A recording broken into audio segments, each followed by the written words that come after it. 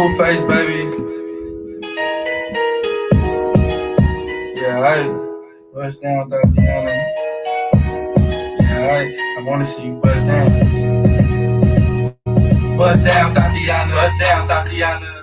I wanna see you bust down, pick it up, now break that shit down, break it down, speed it up, then slow that shit down on the gas, slow it down, bust it, bust down, bust it, bust it, bust down on the gas, bust down, Tatiana, bust down, Tatiana. I wanna see you bust down, pick it up, now break that shit down, break it down, speed it up, now slow that shit down on the gas, slow it down, bust it, bust down, bust it, bust it, bust down on the gas, blue face, baby. Yeah, I'm everyone's fantasy. Mama always told me I was gonna break hearts. I guess her fault, stupid. Don't be mad at me, be mad at me. I wanna see you bust down, bust down. Bend that shit over on the gang. Yeah, make that shit clap. She threw it back, so I had to double back on the gang. What is good? That Tatiana intro on a Saturday. Woo! What is good? What's up, MJ? Happy Saturday. Happy Saturday. Happy Saturday. Is your guys' Saturday happy? Yes. Fuck. How can it not be, man? This is going to be legendary. We're kind of probably a broken record when we keep saying this is the podcast. This is the podcast. Well, guess what? This is the podcast. This is it. I'm telling you right now. This is the podcast. You know, I will, you know, before we get started on the most recent email we got, I just want to say, please, if you support this, you know, channel, this podcast, whatever it is that we're doing in any way, please give us a subscribe, like, comment, spread the word if you don't mind. And then, of course, www.coldbloodedcafe.com. Did I say .com already? Damn, I can't remember. Anyways, but yeah, Cold Blooded Cafe with the bombest, the freshest rodents to be delivered. $30 flat rate. Love.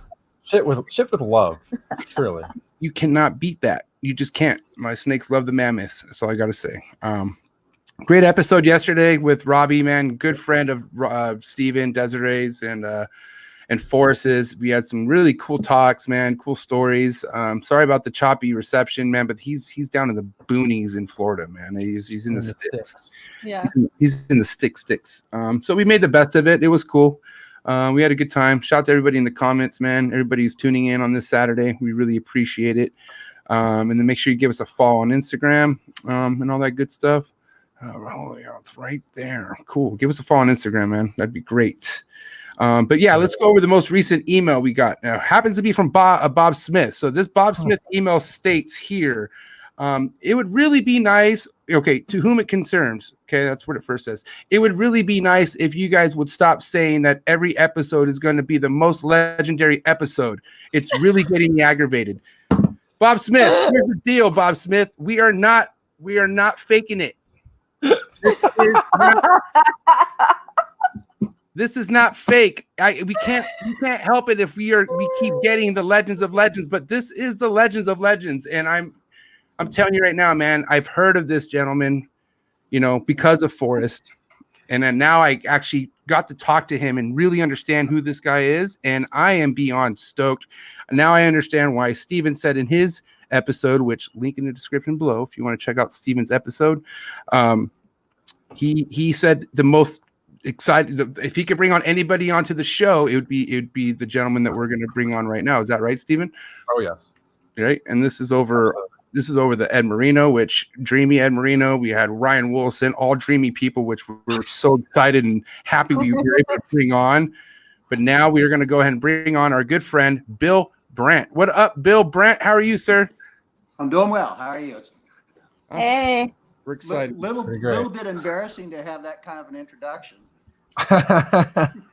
I kind of asked, should we play it? Should we play the intro of this song this time around? They're like, yes, it gets people excited. I'm like, oh man, Bill. That was Forrest's favorite Blueface song. So it's kind of sentimental. Yeah, so it has meaning behind it. I mean, and also that's why if you could see this, that's what's there before we start playing it, because this is what Forrest would want to be playing. So we take that up with Forrest, okay, Bill, if you don't mind. Yep, no problem. Will do. Man, we are excited to have you on. Like I said, Steven has brought you up in his interview or his podcast. How if he could bring anybody on, it would be you. I mean, what's up, Steven? What's your thoughts on Bill Brandt before we get into Bill? Who's Bill to you? I mean, An inspiration, for one, my whole life, really, I've wanted to be in the reptile business. And if somebody to me is the reptile business, it's this guy we have on the podcast right now, founder of the Gourmet Rodent, and just, like you said, MJ, a legend. So I hope this podcast goes a long time because I know I have a lot of questions to ask. Okay, good. Well, it's very kind of you to say. I appreciate that. Yep, for sure. And no pressure on the length of this podcast. This is your show, Bill. You tell us right now. When you need to drop the mic, okay? Okay, sounds good. You can hit that leave button whenever Steven makes you feel weird. All right, Bill. So I could tell you right now, there's a whole wave of people who recently joined this hobby in the last couple years, even 3 years, and they're probably wondering who's Bill Brandt. We could, I don't know what chapter you want to start on, but I mean, I would like to talk about Gourmet Rodent, if you don't mind. Let's talk about the business you're mostly known for. Right. If you don't mind, let's get into that. Want a little bit of history? Yes, sir. Yeah. That'd be awesome, please. Well, it goes back a while. We started the Gourmet Rodent in 1986. The way it started, I kept reptiles all my life, starting at age 7. And I was looking for a way to, basically monetize it or to have a business. And one evening in 1986, one of the neighborhood kids who happened to know that I kept snakes, and I didn't have that many snakes at the time, maybe 4 or 5 snakes. Kid came to the door, who's a friend of my son's, and he basically had a cage full of about 5 mice in it. And he said, he handed the cage to my son, and he says, "My mom says I got to get rid of these this evening. Will you take them?" I said, son said, "Sure, no problem." So he took them out, and I had a little room in the garage where we kept some snakes. And the mice, I just kept feeding the mice on there that were on the counter. And I started getting more mice and more mice. And I said, there ought to be some money in this. And so at that point in time, my wife Marcia and I decided, okay, let's see if we can make a business out of this. And so we then started breeding mice in a little 12-foot by 12-foot room in our garage. I guess I have a business nature behind me, and I'm interested in business. So and we also had a lot of good fortune over time. But we started off in this little 12 by 12 room in our garage.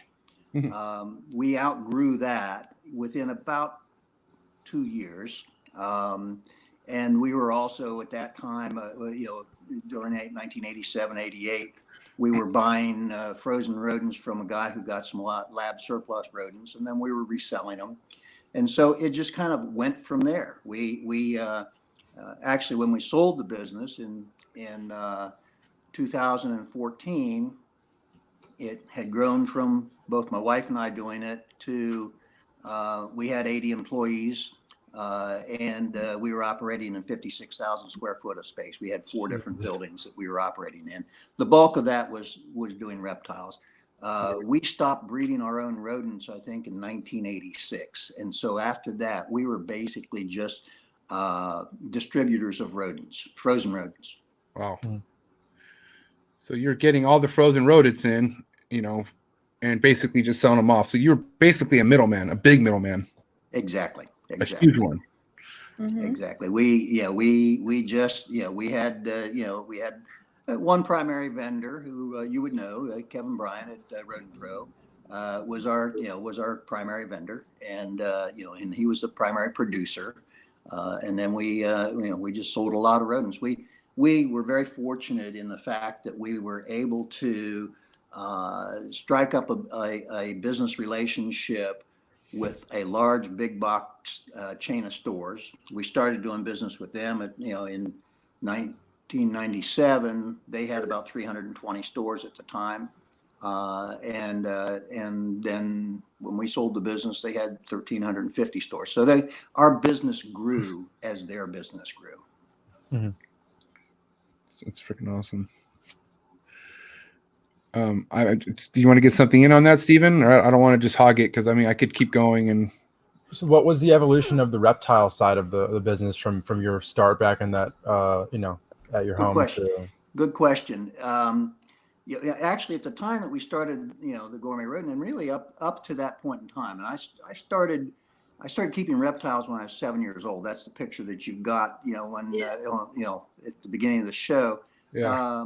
And so I'd always kept reptiles.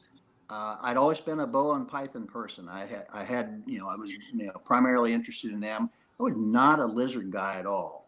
Big difference between lizards and snakes. Yeah. And to me, lizards are more complex animals.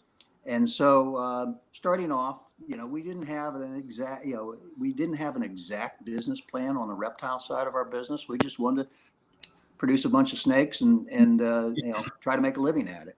And then in about early 90s, I felt that we could see that our business was starting to grow, and I questioned, and my wife questioned, what were Burmese pythons, because we were doing a fair number of Burmese pythons at the time, and we were also doing Indian pythons and that sort of thing, and boas. And I felt that the Burmese pythons and the Indian pythons were not really good pet trade items. And by that time we had decided that we wanted to focus on the pet trade, because I felt that that's where the volume would be. So at that point in time, we started getting rid of our giant snakes. Started into corn snakes initially, and then also into leopard geckos. So those are the two things that drove the business, were the colubrid snakes and leopard geckos. And by the end of that decade, by around 2000 or 2001, we were producing on the order of, let's say, 15,000 leopard geckos a year at that point in time. And I don't know the exact colubrid production at that time, but it's probably over 10,000, colubrids a year that we were producing at that time. And that was what year again, Bill? Right around 2000 is where we were producing those numbers. And then early 2000s, our colubrid production went up to in the neighborhood of 40,000 a year. Ultimately, our leopard gecko production went up to about 100,000 a year. Wow. And then, of course, the challenge is, there's two challenges, really. The challenge is to establish systems where you can do that predictably, and then also to basically find a market for them. Although, as I said, the large pet chain that we did business with, they were growing too, and they helped us out a lot. They would basically take all the leopard geckos we could produce. Yeah. So to that point, what was your kind of early on when you were trying to develop these processes of scaling live animal production up significantly? What did you think, and what did you put in place to do that while having to utilize more labor and keep the numbers up at the same time? And again, I'll go back to the early 90s. When we first started out, and actually it was 1990. I went up to actually Eugene Bissett and I don't know. Do you know Eugene? Yeah. Eugene and I flew up to Columbus, Ohio, and met with Don Hamper there. And then Don drove us up to Detroit, and that's when Mark and Kim Bell were in Michigan there. And we visited their place, and going into Mark Bell's operation was just, it changed my life. Because what Mark had done, and Mark was a leader in this whole thing, Mark and Kim, and I should give 100% credit to Kim as well. They had already systematized production of reptiles. And what I mean by that is, and it was pretty simple, it was basically their rack systems. And up until that time, I hadn't fully envisioned that. I didn't understand how to do it or anything like that. That may seem today, in other words, in today's world, that may seem like that's a pretty simple thing, and it's a pretty well understood thing today. But in 1990, it was revolutionary. And so that was probably one of the big things that helped us out. And of course, we then took that concept of racking systems and production and large scale production of both the colubrid snakes and the leopard geckos. We took that, as far as we could take it, which, that system still works today for those species, not all species, but for those species that works well. And I think that's, there are points in the development of herpetoculture that I think are critical points. In other words, there's just, all of a sudden there are things that have affected our industry immensely. And again, I'll go back and I'll give credit to Mark Bell on this. He's the one that brought that systematized production. Now there may have been I'll hop back on. Hey, people need to spread the word right now that Bill Brandt is on Unfiltered Reptiles Podcast. There should be way more than 15 people up in this bitch. So do me a favor, if you guys don't mind, all my loyal ones, please share this shit on your stories right now. Let's get more people in the mix. Hi, Bill. Okay, I'm back. I got Continue. dropped. Huh? No worries. So you were saying? I was talking about critical points in herpetoculture, which a lot of people today, in other words, a lot of the people who are coming into it today, really are not aware of how crude we were, or not crude, but how unsophisticated we were in the early days, and again through sharing of ideas or stealing of ideas in some cases, we've learned a lot over time. And I'll give a shout out to Forrest Fanning here. He was probably one of the best brain pickers around. He could go out and he had that wonderful smile, that wonderful personality, and he could talk you out of any information he wanted. So, yep, he loved that. Yeah, he did. Bill, you were one of his favorite people to talk to. Well, I always enjoyed visiting with Forrest. Yeah. Yeah. And like I say, his personality was such that you really didn't mind sitting there, talking to him, and he just had this way of getting information from you and learning. I mean, he was truly interested in, so he learned a lot, and he learned it fast. Yeah, he did. You were definitely one of our biggest inspirations early on, especially with the rodents. I just thought it was wild how much information the guy could retain. It was pretty crazy. Yeah. So Bill, since we were talking about the herp culture, right, as far as the history of it, let's talk about the beginning days, man. How far back do you go back being involved with the community and whatnot? Well, of course, I showed you the picture, and you did in the introduction. I got my first snake when I was 7 years old, and that was it. In other words, the minute I saw that snake, and I have no idea, and other people have the same experience, by the way. And that was the first time they experience a reptile. All of a sudden, it imprints on them, and it affects the rest of their life. And that's the way it was with me. So probably my first real introduction was in 1963. I was a senior in high school. I was 17 years old, and I met Don Hamper. And Don was a couple of years older than me. And he just had such a passion for reptiles. Do you guys know Don, or have you known Don? I mean, he passed away this last year, but he had a big impact not only on me, but on a lot of people. He was a lifelong friend to me. And so, he's the one that, how should I say, he would drive the interest in people. And then, and of course, Don was a lot of people knew him just, because he did the All Ohio Reptile Show, but he was a guy early on that was producing a lot of hard to produce animals. He, produced, WOLLESON, black-headed pythons, or real early on. He produced Timor Pythons, ring pythons, Jamaican boas, all these things. Don was the first guy to do a lot of those species, or one of the early guys. If he wasn't the first, he was one of the earliest to do it. And so he had a big influence on me over time.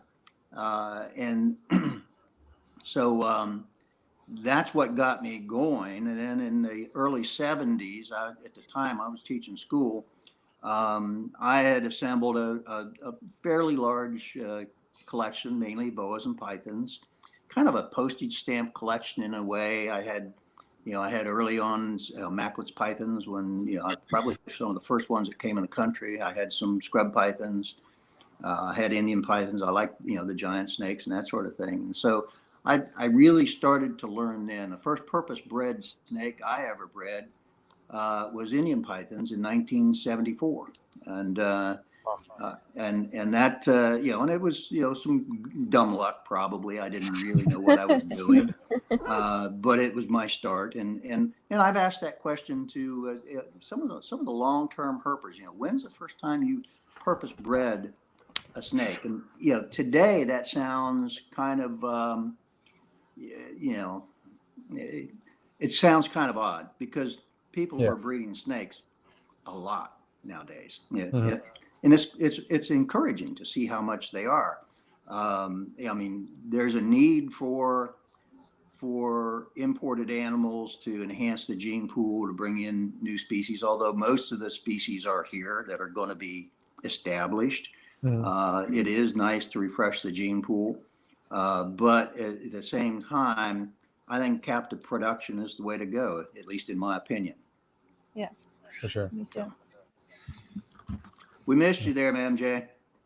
Yeah, sorry, I kind of made a mess right here and had to get a napkin. I apologize. Nice, already? That was quick. Story of my life. Just like a lot of people, my growth in herpetoculture was really just by networking with people, but it was so much harder to do back in those days.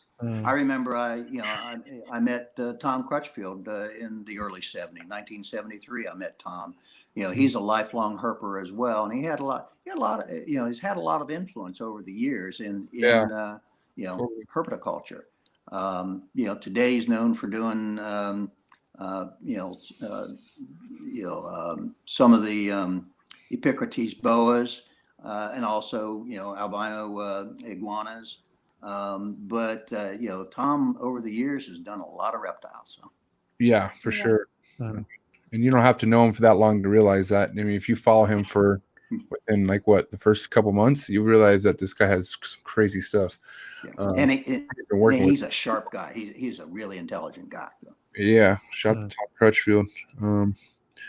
Now, I want to kind of talk to you about the laws back in the day compared to now. You know what I mean? As far as imports and just certain state laws of what you can keep and just what it was then and what it is now. If that's. Let me start it this way. If you're not a member of USARC, become a member of USARC.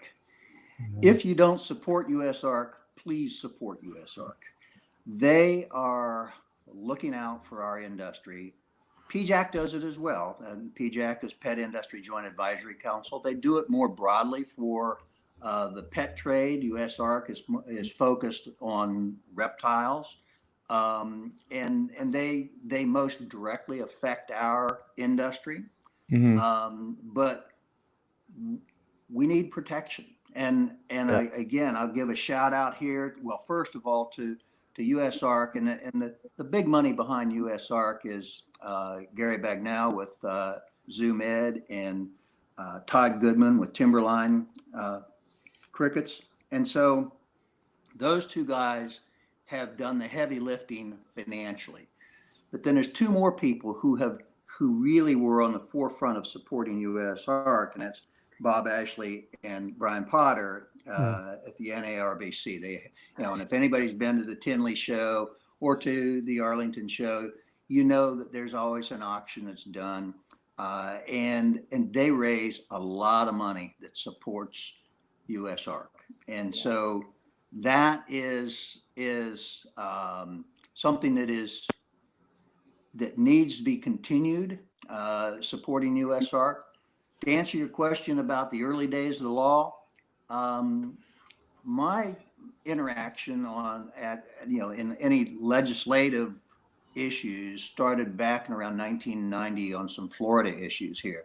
Eugene Bissett and I went up to Tallahassee. We're in Florida, and we lobbied over what was back then called a snake bill. And we came to the realization, and this is an interesting thing about the reptile community. There was a lot of grassroots support. All you had to do was get the word out. Back in at that time, there was no email. There were no cell phones. It was the height of technology was a fax machine, and so most people don't even own one now. I don't own one now, but that we actually did a campaign just through phone calls and fax machines that really caught the attention of the Florida state legislature. And in a way that kind of got me enthusiastic about speaking up for the industry. And so then, and again, Eugene Bissett has been a person he puts in endless hours on the phone. He's a great lobbyist. Talking with, predominantly Eugene interacts with people in the Florida state legislature, but he also interacts a lot with the people in the Fish and Wildlife Commission here in the state of Florida. And so, and he's also active in PJAC now. He's a supporter of the Reptile Committee in PJAC. So that's, and I would encourage people to become involved. And there are a lot of people who do. I mean, you can become involved indirectly by basically supporting USARC. You can become involved directly by emailing on a particular issue, and USARC does a really good job of putting the information out there. You can email your senator, your representative, whether it's at the state level or whether it's at the federal level. So that, those are does that answer your question, that, a little bit about the history of my involvement in legislative issues? I think that, one thing, and this is a byline that I always use when I would write letters to people. And it is, the world is run by people who just show up, and you just have to, you have to speak up and become involved. And it doesn't have to be at a major level. You can, even if you just write an email every once in a while, it's important. Right. And what's so important behind it? I know we discussed this yesterday on the phone, but I understand there's a message behind this, and and the most important message behind this is due to what? Like, what is it that we need to be looking out for? Well, the real message is that there's a hell of a lot of people who keep reptiles. And I think that I don't think people really understand how mainstream reptiles are in our society. But, and I always point out to people, particularly people who have not been, who aren't that familiar with the reptile industry. And I always say to them, I'll bet if you sit there and think about it, you've got a nephew or a niece or a son or a daughter or a cousin who keeps a ball python or a leopard gecko or a corn snake or something like that. It is very common. And so the important thing in the legislative process, in the lobbying process, is to let those people who are making decisions that influence our life as reptile keepers, we have to let them know that we care. And we're paying attention, and please don't step on our rights, to keep reptiles. Yeah, basically, and that's what we're fighting for, is our rights to keep our reptiles, and to make sure that people like, what are the organizations? I mean, are there any specific organizations out there that are trying to? I know you said that there's people out there, groups of people out there that don't think we should have pet snakes. Period. Yep. And if you take a look at, and it's not a secret, HSUS, Humane Society of the United States, their stated goal is that there be no private possession of reptiles. And they have no, qualms about making that statement. If you take a look at the top 5, and I'll use the word animal rights, and I distinguish between the term animal rights and animal welfare. But if you take a look at the top 5 animal rights associations, which would be HSUS, ASPCA, PETA, Doris Day League, and 1 or 2 others, their annual budget is $500 million a year. I don't know what it's going to be this year. Things are different with the with the pandemic, but they have a huge budget, and they are constantly pushing at the state level and at the municipal level. They're pushing their agenda, and that is, quite frankly, there be no private possession of reptiles. And I don't know what the annual budget of USARC is, but it might be $500,000, $600,000, $700,000 a year or something along those lines. I know that, PJAC, when I was on the board of directors for PJAC for about 10 years, their annual budget was around $2 million per year. I don't know what it is today. The postage budget for HSUS alone exceeded the entire budget of PJAC, probably PJAC and USARC combined. So that seems like, in a sense, it seems like, why should we even try? Well, the answer is this. Over the years in doing lobbying, I found that if you can get your message out there, there are many senators and representatives, or if it's at the municipal level, it's councilman or whatever. They can be reasonable. If you are reasonable in your presentation to them, they can be reasonable, and that's an encouraging thing to me. So it looks like it's a David and Goliath thing, where we're just these little guys out here, and then they are, the animal rights organizations have this huge budget. But as it turns out, a good, logical, level-headed message can be delivered, and they listen to it. So. Not always, we sometimes lose, but, many times we win. But approach is everything. Very well said. Approach is everything. In other words, if you come in and as a hothead and you come in angry, you're probably not going to, impress people as much as if you take a good level-headed approach, which kind of brings up another thing for me. In other words, I resigned from PJAC in 2013. I resigned, and I was also on what's called the AITC here in Florida. That's the Animal Industry Technical Council. Yeah. And that's an advisory council to the Commissioner of Agriculture in Florida. I resigned from that in 2016. And what it comes down to is, well, I'm 74 years old now, and somebody had to come in behind, me and some of the other people who are getting a little bit gray in the beard, to fill in our shoes. And it became apparent to me that if I didn't step aside, nobody would step in. As it turns out, here in Florida, they have created a new organization in Florida called USARC Florida.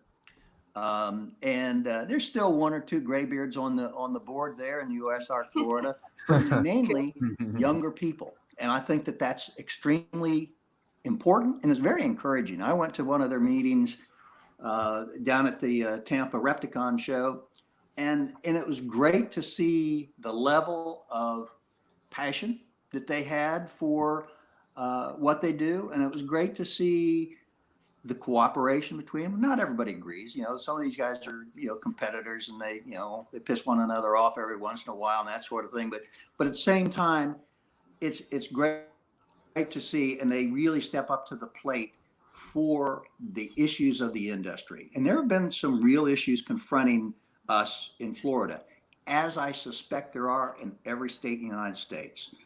I don't know about Rhode Island, because they're, but there's, that's just the nature of doing what we do. Yeah. And when I'm saying doing what we do, I'm really meaning being reptile keepers. Yeah.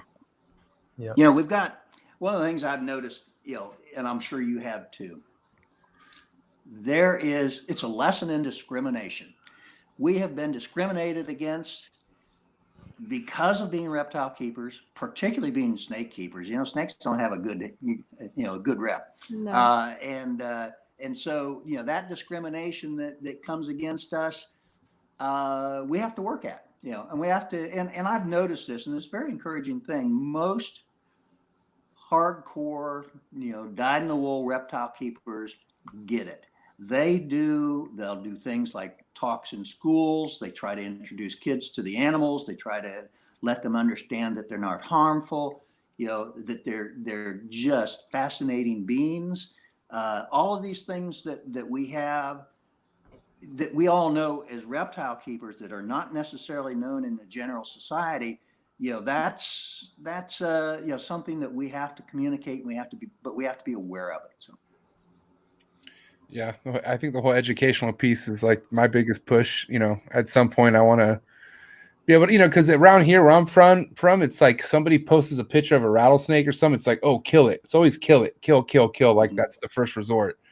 And that's because you don't really know better. I mean, that's just kind of like, you have adults telling you to do that and stuff, and you know, and the kids do it just for the fun of it. I think that's not the way to, you know, I just feel like that's something a big message that should be brought into the youth and just to people in general. You know what I mean? I see stuff all the time, people killing random snakes because they think it's a venomous snake, and it's not. Mm-hmm. It's not even close to one. Of course, that's the role that education plays. In other words, you know, and it's not a but surprisingly, it's not a hard sell, and it's not a hard thing to do. It's not. It's just kind of just being educated on it. It takes time. Takes time, day by day, exactly, and just like everything else does. And being persistent, I think, too. I mean, consistency and literally, like you said, sending an email every now and then, doing your part, you know, just because it's just a part of your day to day, just like anything else would be. So, yeah, that's huge. I want to know also, I mean, if we could kind of go back to the herp culture, like as far as like discovery, you know, as far as like, you know, data entry and like documentation, what it was like then and what it is now, because it's huge difference now what we have technology wise and everything like that, right? Talk about like that level of what it was back then when it came to like, you know, doing research on a snake versus to nowadays research. Some ways it's changed, some ways it hasn't. In other words, good data is good data. It's, you know, and how you handle that data, you know, I guess it has changed to a certain extent. I think that what's truly changed is the communication of that data and the transfer of it, you know, across, you know, to other people. But if, for instance, at the Gourmet Rodent, I was a kind of a data freak. I believed in keeping a lot of records, and part of that was because of how we were structured. You know, as the business grew, we had really 3 levels. It was the owner level, which is where I was at, my wife was at. Then we had the managers, and then we had the line workers. And I had to be able to see what was going on in the operation without being in every little nook and cranny of the operation every day. And I'll give you an example of that. One of the statistics that we kept on leopard geckos was what we called anomaly rate, and a lot of that translated into like a little notch on their eyelid, and that was categorized as an anomaly. What that told me was, how are they doing with their vitamin A supplementation? In other words, I can set protocol and say, okay, I want you guys to, you know, you've got to use, and we use, you know, Vionate was our, you know, vitamin mineral supplement that we used. But, you know, are they doing it every day? Are they doing it as per protocol? You know, that's hard to tell. But if I see that anomaly rate, you know, or on my weekly reports, if I see that anomaly rate starting to drift up, you know, we need to sit there and talk with the manager and say, you know, you need to check on you know, how things are going with the supplementation, because we're seeing this. And we had different colonies We had a December colony. We had a colony that was every 6 weeks we started a new colony. So we had an October colony, we had a December colony. And if you see, okay, you've got an uptick in anomaly rate in the October colony, you need to talk to the line worker and see if they're doing their proper supplementation or not. Those are the subtleties of record keeping that I think are important. Yeah. Not everybody does that. And some people keep, far more meaningful data than we did at the Gourmet Rodent. In other words, I just kept data that I felt would help me manage the operation. All right. I don't want to make Steven upset with this question, but what kind of data did you take with ball pythons? I'd love to hear. Okay. It's a joke. It's a joke, Steven. Calm down. It's a joke. Don't get all serious. Calm down. Why? Did I miss something here? No, because I always when Forrest was hanging out with these, it was Forrest was becoming a more of a like, all right, considering ball python guy versus I hate morphs, like it was coming out of him. Mm-hmm. But Steven still thinks they're boring. So Steven's like, no, he's anti-ball python talk, but I'm pretty sure I've heard that before. Not about Steven, but I've heard that ball pythons are boring thing before. Just kidding, Steven. I mean, I was got a ball python clutch this week, so I'm a little bit Yeah, don't we have two? He's jiving right now off that. So yeah, what kind of data have you, or would you consider taking with ball pythons? Well, and again, you have to look at, because some people would do it differently than we did it. Mm-hmm. And some of that has to do with the scale of the operation. And the ball python colony that we had, and I'll clarify one thing right now. We actually had two companies. We had the Gourmet Rodent and we had the Animal Company. Right. And originally, the plan behind the Animal Company was that it was going to be kind of like my way of stepping out of ownership of the Gourmet Rodent, and then I would run the Animal Company. As it turns out, we sold the Animal Company to Mike and Betsy Lehman, as well as the Gourmet Rodent, because it just didn't make monetary sense for them to buy it without buying the Animal Company. But the ball python colony, which we started in 2003, grew to have roughly 7,200 or 7,400 animals in it. And so, we had to look at the data in a certain way, and we had to manage the operation in a certain way. Some people, would, with inbreeding ball pythons would, if it's a one-man operation, they could palp the female, determine when she was ovulating, put the male with, the female, and get eggs, and that's it. We did it a different way. We did it all by ultrasound. And so the primary data that we kept was where the female was in follicular development. And we would ultrasound, the females roughly every 30 days.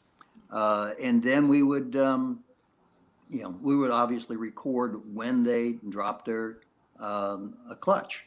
And that was plus, whatever the morph was, whatever the genes were that it, that animal carried. That was it primarily. With that many animals, and they're not doing it that way at the Gourmet Rodent now, but with that many animals, we also had a lot of microchipping, and we would keep, record of the microchips. We had, probably well over 4,000 microchipped animals at any given time. So, dang, wow! But that was just keep track of them. Yeah, that's more critical when you've got, heterozygous animals that look like a normal, but they're carrying genes. So you want to be absolutely sure you got the right animal when you're dealing with recessive traits. It's less of an issue today, but you got to remember we started back when, in 2004 and 2005, I bought $500,000 worth of morph ball pythons, and it was a different set of economics at the time. The first male pinstripe that I bought, paid $20,000 for it. What do they sell for today? Maybe $75. Huh? $75 ship. What do they sell for? No, $75. Okay, well, I sold a really nice looking pinstripe 100% hypo for $80 plus shipping. Okay. And I was like, I posted that and it was gone in like a second. So I mean, I don't think they're going any more than $100. I think that's like high scale for a pinstripe, unless it's like het something. You know, so shout out to all the pinstripe people out there. There's a huge controversy about like the wobble, you know, the spider, how it has a really bad wobble and stuff like that. And how it shouldn't be bred. It shouldn't even be a pet. You know what I mean? What's your take on that? I mean, because you've been around ball pythons for a while, so you know, have you seen this kind of trait with spiders consistently since you've come across it, or what's your take on that? I have not.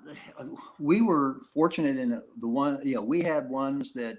I mean, I won't say we never had a wobble in spiders, but it wasn't an extreme thing or an excessive thing in our, and we produced a lot of spiders and still do. So you know, I know that some people, you know, think that that's unethical, and I can live with that. Bill's not losing sleep. Bill sleeps great at night. Go ahead, Steven. I'm using the restroom, but go ahead, Steven. So running the large operation, did you also at the time maintain a collection of like obscure species or whatnot that you were kind of like having as side projects? I'm sorry, say that again. There was. So, well, at the height of the gourmet rodent and the mass production, were you also, did you also have like a side collection of maybe more obscure species that were kind of like your pet projects? Stuff that interested me. Yeah. Yes. And some of that came towards the end when I had, a little bit more time. And actually some of it was after I sold the gourmet rodent and I started yet another company called Unfiltered Reptiles. So at that time I built this, like a group of Timor Pythons up, and I had some Boelen's Pythons that, I'd gotten a group of those, or I'd accumulated a group of Boelen's Pythons, and some ring pythons, things like that. Also some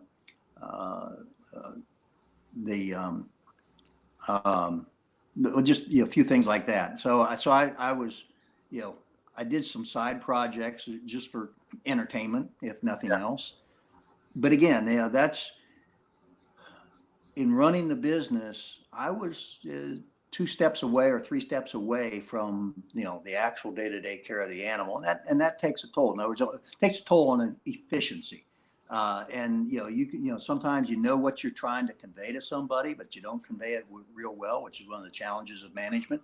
And so I didn't always get to where I wanted to get. Never bred Boelen's Pythons, and we sold the group of Boelen's Pythons to Mike and Betsy in 2017. After we sold the whole business to them, Unfiltered Reptiles sold the Boelen's Python colony to them, and they've done okay with it, although their Boelen's Pythons are challenging. So real quick about Boelen's, what were those prices on Boelen's back when you were first inquiring in them?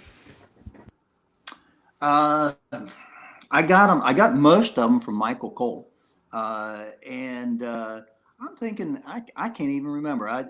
Because a lot of it I did in trade, ball python trade and things like that. I honestly don't know. I hate to sound stupid like that, but I've forgotten, what we paid. I'm thinking, babies were, I don't know, $2,000-$3,000 a piece, something like that. I'm not sure. Sounds dreamy. Nowadays they're like, I had no idea what the prices on them are today. $8,000. Oh well. Yeah. Mike and Betsy got a deal on when I sold them in 2017. I sold them for more than that, but they got a decent deal on them. So that was a nice group of Timor Pythons as well at the time. Did somebody say Timor Pythons? Yeah. Okay, now listen, Stephen, the whole reason why I brought up ball pythons, probably not the whole reason, but 83% of the reason why I brought up ball pythons 83. Was to set up Bill for the Timors, because Bill, what were we talking about breeding? Breeding Timors isn't so much different than breeding ball pythons. At least we didn't do it differently. Crazy. There was nothing magic about how we did Timor Pythons. What we did, it was the same thing we did with our ball pythons. We would ultrasound them about every 30 days. When the girls started to develop follicles, we waited until the follicles were 1.2 centimeters, put the boys with the girls, and voila, we got eggs. Did you food cycle or temperature cycle? No. 80 degrees.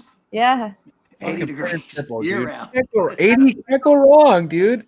Close the door at 80. What were the enclosures you were keeping the Timors in?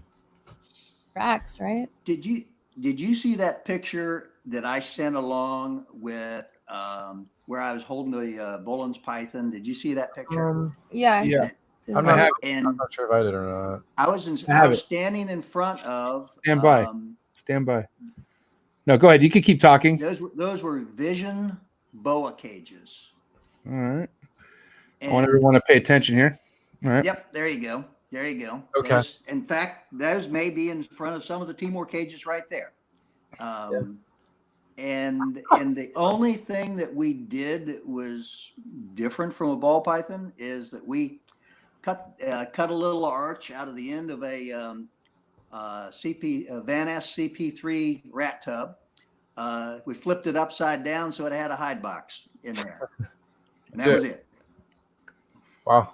Yeah, I noticed that with the baby Timors, they really like their hides. That's how I raised mine.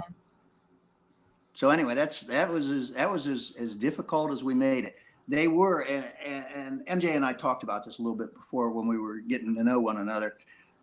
They were older animals. In other words, it wasn't like they were, this was after they were 2 years old or 3 years old. I'm trying to think. I started acquiring the Timor Pythons, I think, in 2006, and I think that the first clutch that we got was in 2010. So those were 4-year-old animals, and they were pretty decent sized females. They were up, in the neighborhood of, let's say, 8 foot, maybe 9 foot long, something like that. It looks like the one you guys have. Yeah. They have a beautiful, probably one of the nicest females I've ever seen. And I haven't seen it in person. I don't need to see it in person to know this, but they have one of the biggest, beautiful looking Timors, man. It's a dreamy ass Timor, man. I raised her from a baby, and then I just got a male from Mike actually a couple of years ago. So yeah, I'm raising a male. And their males just need to get older. Yeah. And then they'll be good. Yeah. Now, the one we bred this year is probably a little too young. If Gourmet Rodent, I just found out that in the last 2 weeks, they had a clutch of 11 Timor eggs and a clutch of 15 Timor eggs. So wow, they've got some cooking. Yeah. That's insane. Do you think that method holds true with most pythons of just track follicular development, keep them at that 80 ambient, and you'll probably have success? I mean, it's Barker method. Didn't work with Boelen's pythons, I can tell you that. Okay, fair enough. Yeah. But have you ever seen any of the presentations by Terry Phillip? Yes. He contends that sometimes we make things a little bit too complex. One of the things I did after we sold the Gourmet Rodent and I had a little bit more time, I flew out to Rapid City, South Dakota, and met with him just to talk to him, because he's kind of a revolutionary guy in a sense. And I don't know if you can get him to join in on one of your podcasts. I can get him to join us right now, probably. Yeah, I grew up there. I grew up like 5 minutes from Reptile Gardens. Hang on, let me text him. So anyway, he's that's his contention, is a lot of times we're making it a little bit too complex, and so that's, and I think that as well. In other words, there's I think obviously different species, and I don't know about Timor Pythons. I'm a firm believer in ball pythons just being resource breeders. In other words, if they got enough food, they're going to do it. If they're well enough conditioned, they're going to produce. So We had Kevin, Kevin McCurley from Nerd. I respect him a lot. Kevin was on, and he was pretty confident and said he has Ballins dialed in now. He's pretty excited for this year. He didn't tell us what's what, but he's like, he said I have that S dialed in, and I was like, whoa, really? Yeah. So kind of that's a bold statement. I'm kind of excited to see what he means by that. It's a bold statement. But look at what he's accomplished. He has accomplished a lot, and definitely. I didn't get to see the whole podcast that you did with Kevin. I've seen him do some of his own YouTube videos, and he really knows what he's doing, and he's got a broad depth of information. He's done a lot of different things. So yeah, he does. I'm assuming you didn't hear his nutrition rant. No, I didn't. Boy, that was special. I haven't touched milk since. Kevin doing a rant. Yeah, but he was nailing points. It all made a lot of sense. It is and it's like what you said. He's so in depth with anything he talks about. But as long as you keep listening, it all makes sense. It all connects. It's like whoa, it's mind blowing.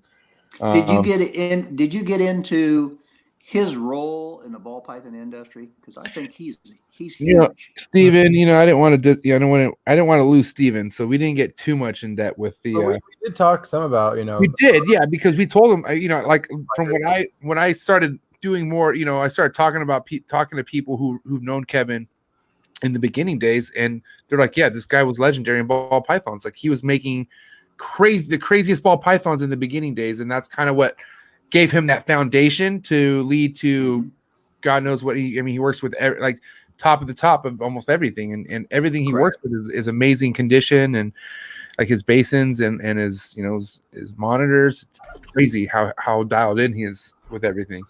He's the one, and I'm sure that there may be others in the ball python industry. And I think it's important to focus on ball pythons because they have had such an influence on our, on our whole industry, both good and bad, by the way. Without ball pythons, it probably would not still be around as an industry.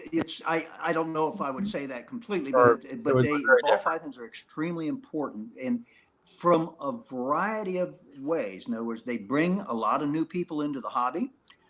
Which is an important thing for the industry. But to go back to Kevin, back in the mid to late 90s, and I'm not exactly sure on when he started this, he was such a nerd over minor differences in ball pythons. And what that enabled him to do is to pick up on these, he did azanthics early on. He did ghost ball pythons, and he picked up on a lot of the recessives. And then as time passed, he was able to do combinations on them very well, and bring other genes into them. But he had such one of you said it, he established his foundation that way. And then, he's done a lot to, starting from his base on ball python, plus retics. I mean, he's done a lot on retics as well. Yep, definitely. Fuck yeah! I can't wait to go to his facility. Going back to people in ball pythons, and I think that one thing that is, I think that possibly, and I don't know this for a fact, but I have not found anybody that bred ball pythons earlier than Eugene Bassett. He bred his first ball python in 1978 or 79. And, I don't know of anybody who did it. Bob Clark in the early 90s was doing it. Bob brought in the first albino ball pythons back in the early 90s. But Gene beat him by, 12, 13 years. So, and Gene had that same female, for 31 years. Now, there was that one female that produced for him in 1978 or 79. He had that female for 30 some years, and she gave him 20 clutches over that 30 years. Wow. And when she was 30 or 31 years old, she produced, like 6 or 8 eggs for him. Wow. Wow. That's insane. Yeah. That's amazing.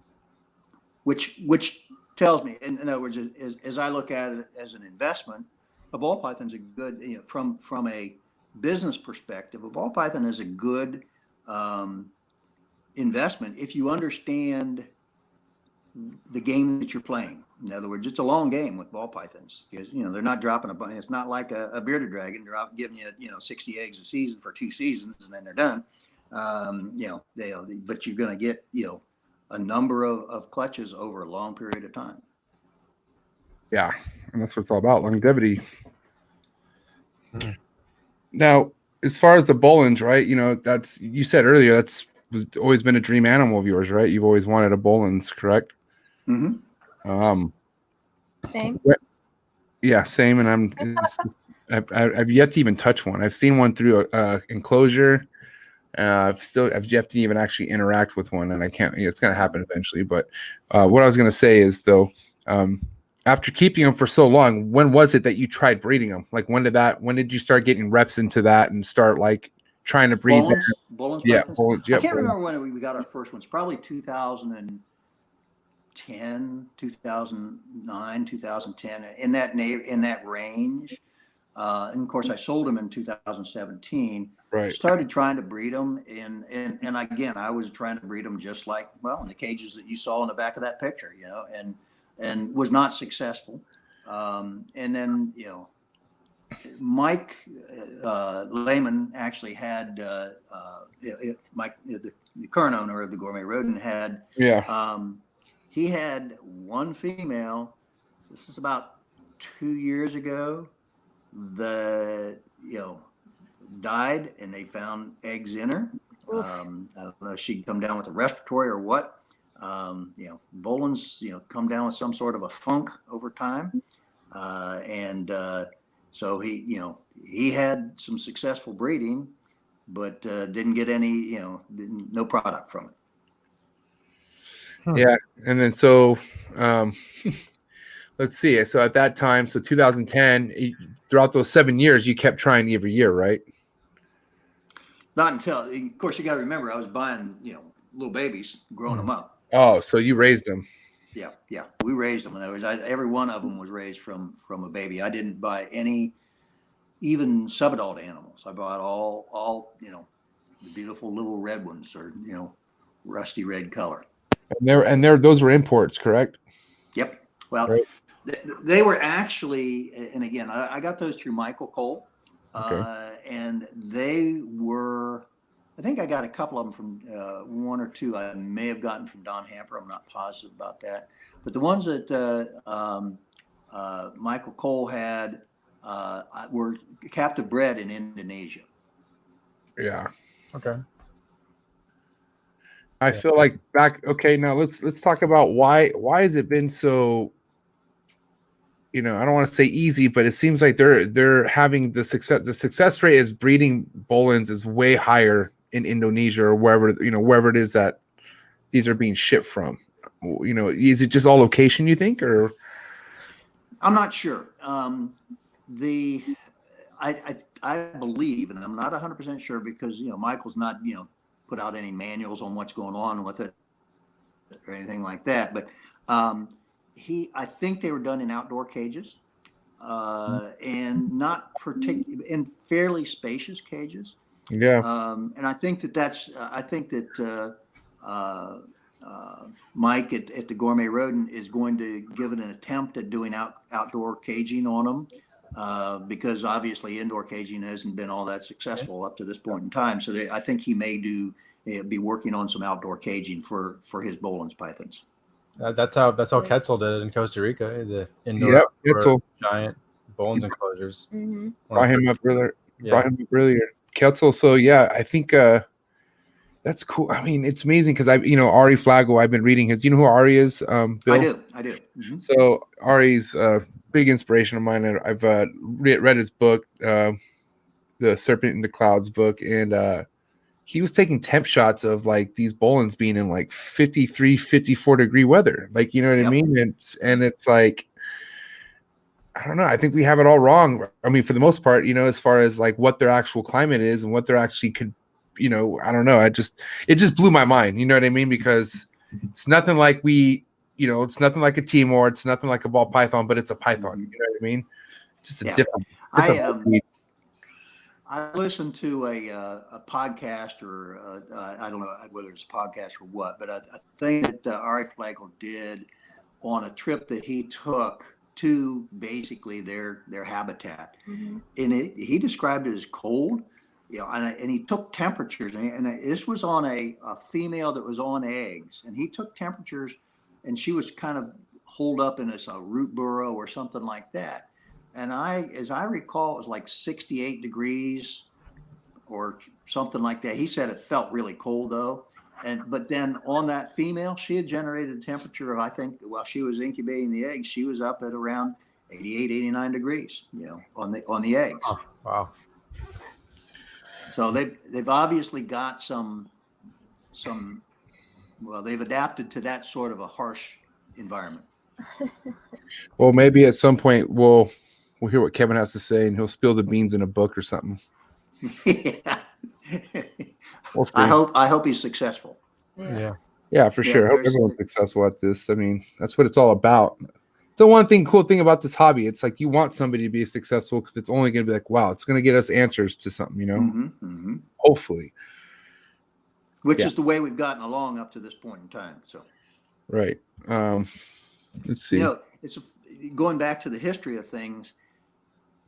In the past, you know, going back, let's say 30 to 40 years, people were a lot more tight-lipped than they are today. Information is so easy to come by today, you know, on the web, you know, through podcasts like, you know, we're doing right now, you know, so much easier to come up with than it used to be, which is great, which tells me that the industry and the hobby is only going to accelerate in its success.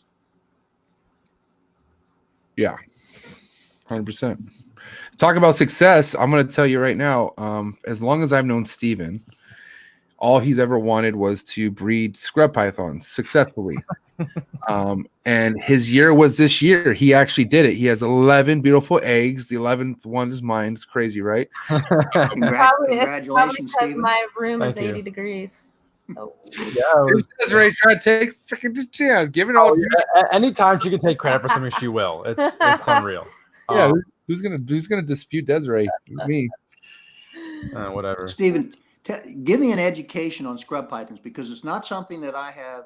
I mean, I kept them over the years, just very few of them. Tell me about the different localities, the different species, because it isn't, you know, like Tracyi is one of the species that's separated out as a distinct species. And then Amethystinus, there's Amethystinus, and that. Can you go through that for me? So Somalia is the current genus they're classified under. I know there's some genetic work being done right now where this might all be thrown out, but it was originally were Liasis when lots of those Indo-pythons were grouped into Liasis. Then they became Morelia. And then the genus Somalia started, which encapsulates the 5 scrub pythons, bolins, and then Oenpelli pythons. So Somalia, Oenpellensis. As far as I know, this could change. Sure. Have changed yesterday, for all I know, with how taxonomy is these days. But within scrubs, there's the Australian scrub python, Somalia kinghorni, which are the ones that get 18 feet, and then the Papua New Guinea ones. There's Somalia amethystina, which are the barnecks, the southern types. You know, there's lots of different localities encapsulated in that. There's the Tracyi, the halmaheras, which were just bred for the first time about 1.5 years ago at the Oklahoma City Zoo, and now been bred privately twice. Then there's Somalia clastolepis, which is the Moluccan scrub python, the gold and purple ones that are they're my favorite. They seem to be everybody's favorite. Seem to have a lot of similar struggles breeding those as people do with bolins, except a lot less people are trying to breed that species. And then there's the Tannenbar scrub python, Somalian Nauda, which are the smallest and have the worst attitudes and kind of look the worst out of all of them. There's some variants that look very beautiful, but most are kind of silver and dull. Actually, those are the only ones I don't have.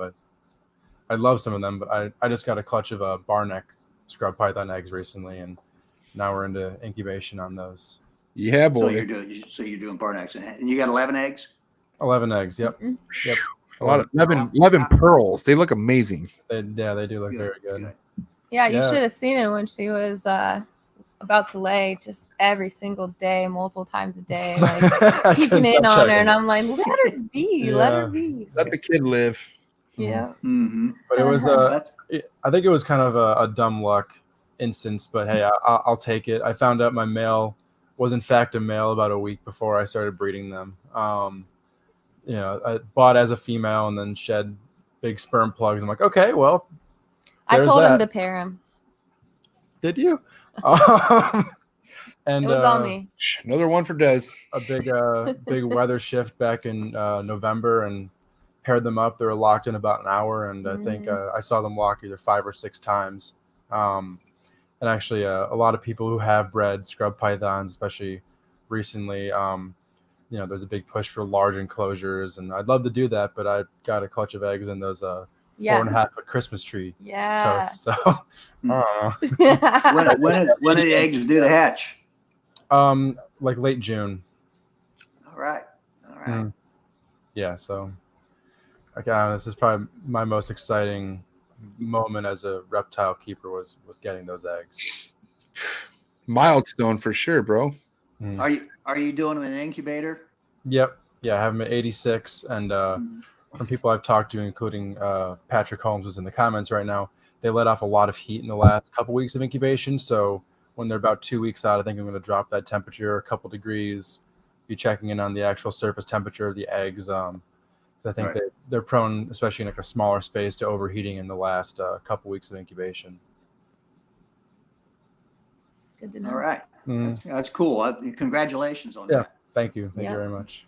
Yeah. Let's talk about incubation, Bill. As far as when, you know, when did you actually start putting eggs in the incubator? You know, when was that like a level you crossed into? Probably, really, it started with leopard geckos in the early 90s, you know, doing it in incubators, and then it just transitioned. And by that time, we'd gotten rid of all the Burmese pythons that, you know, at that time we would let Burmese pythons, let the females incubate the eggs on those. And so we started doing, you know, leopard gecko, you know, eggs. We would just put them in the incubator, and colubrid eggs we just leave on the shelf. You know, which we didn't, in the room. You know, we didn't put those in the incubator. And then obviously ball pythons we had to put in the incubators, and we developed basically walk-in rooms as incubators, you know, to incubate eggs, because, you know, ball python wise we'd be doing, you know, hundreds of clutches at a time. So. Shoot, that'd be a big incubator. Well, that's what there was. The room was one big incubator. So closets. That's correct. Yeah. Walk-in closets in houses. That's the key right there.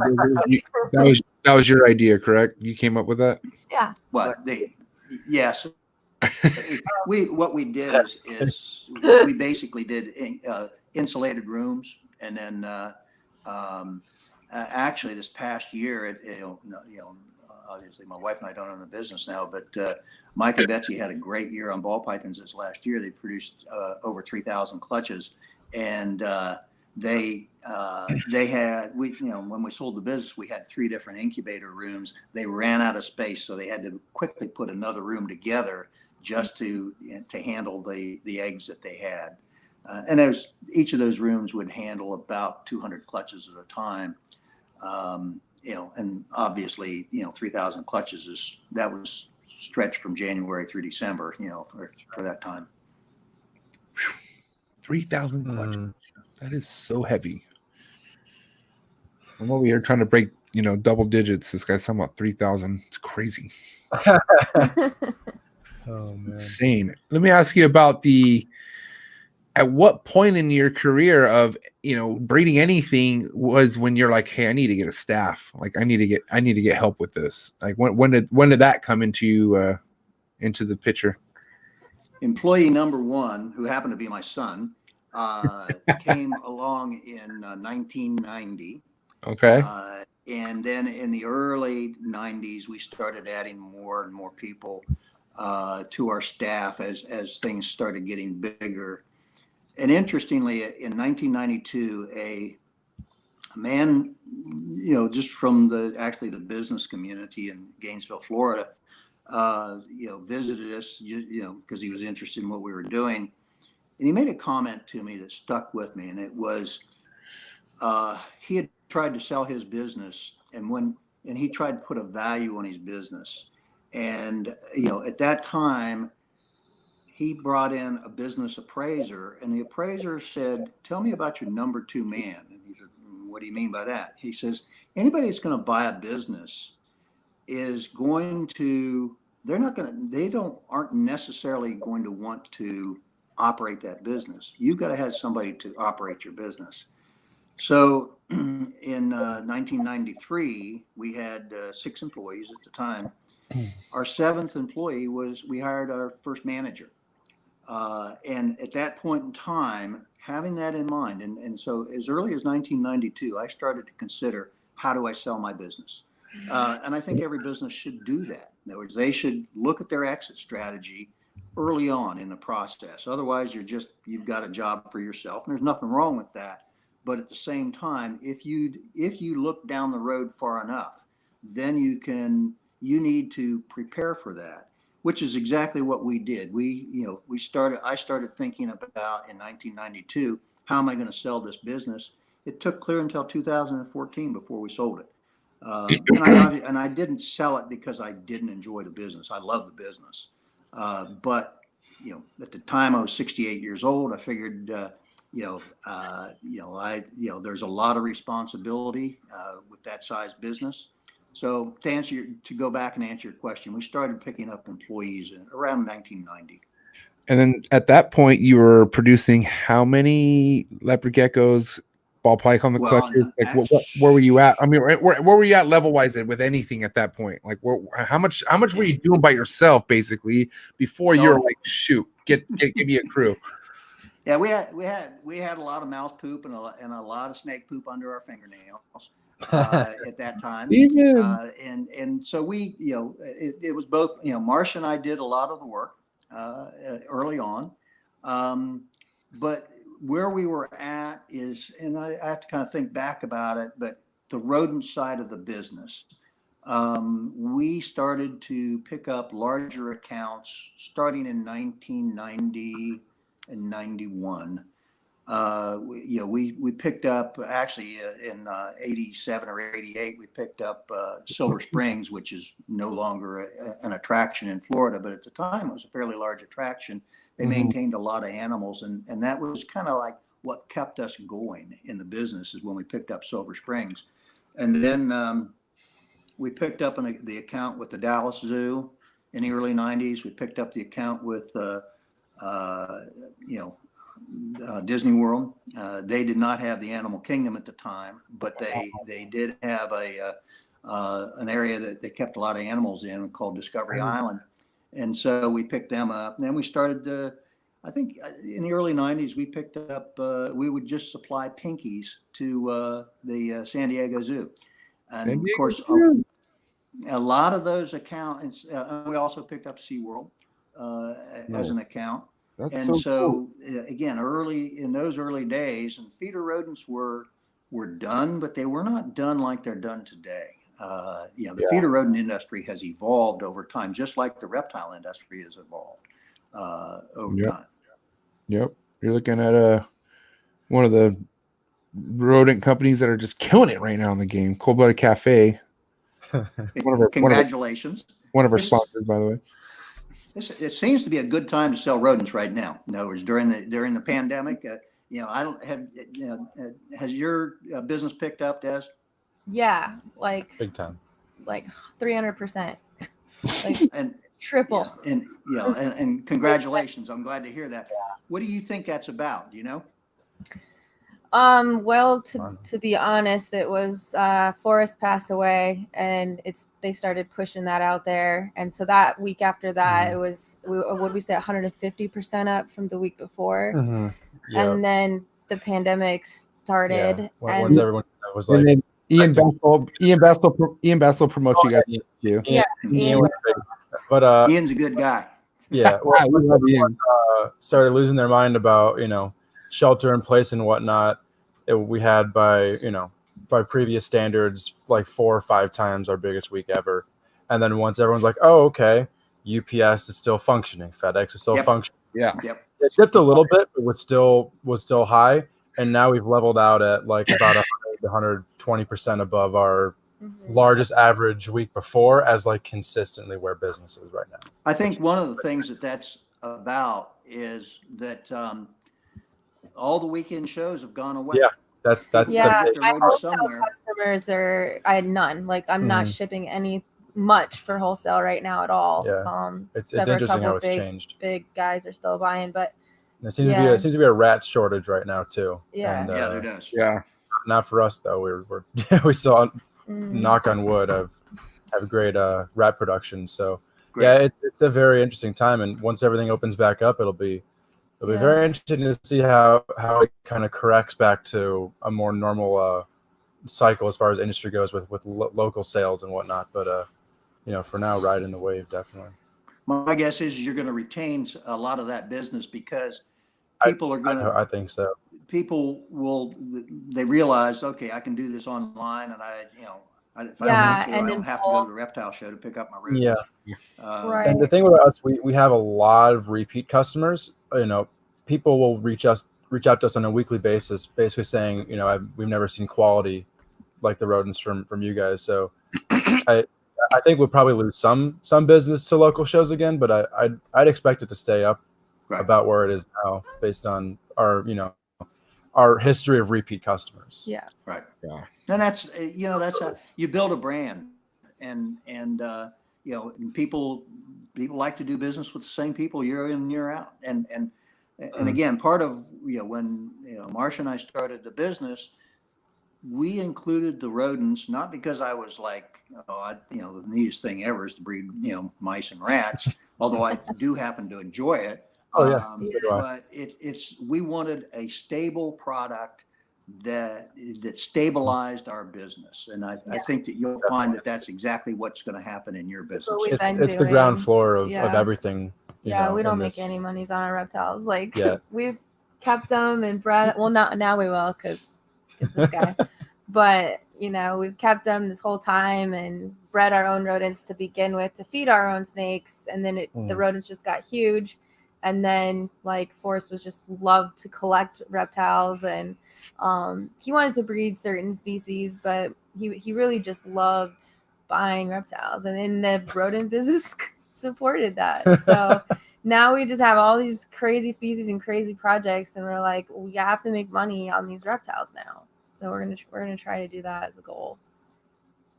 Well, good for you. I'm glad that things are going well with the rodent side of your business. Yeah. For sure.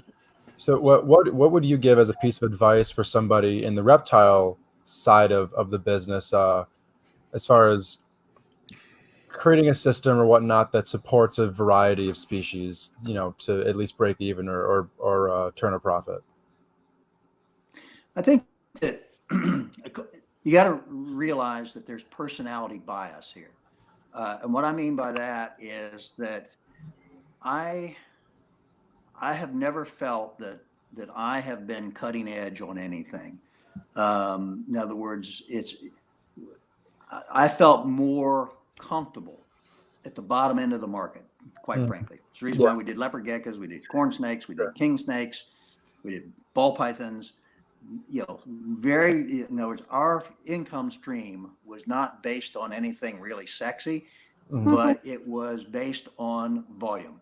For sure. And so I valued that because it was stable. So the advice that I'm going to give you is to find a decent market, and it's out there. And we focused on, and if I liken it to the aquarium trade, and I don't know that much about the aquarium trade, but it's kind of like guppies and angelfish and mollies in the aquarium trade. That's where we focused our attention in the reptile trade.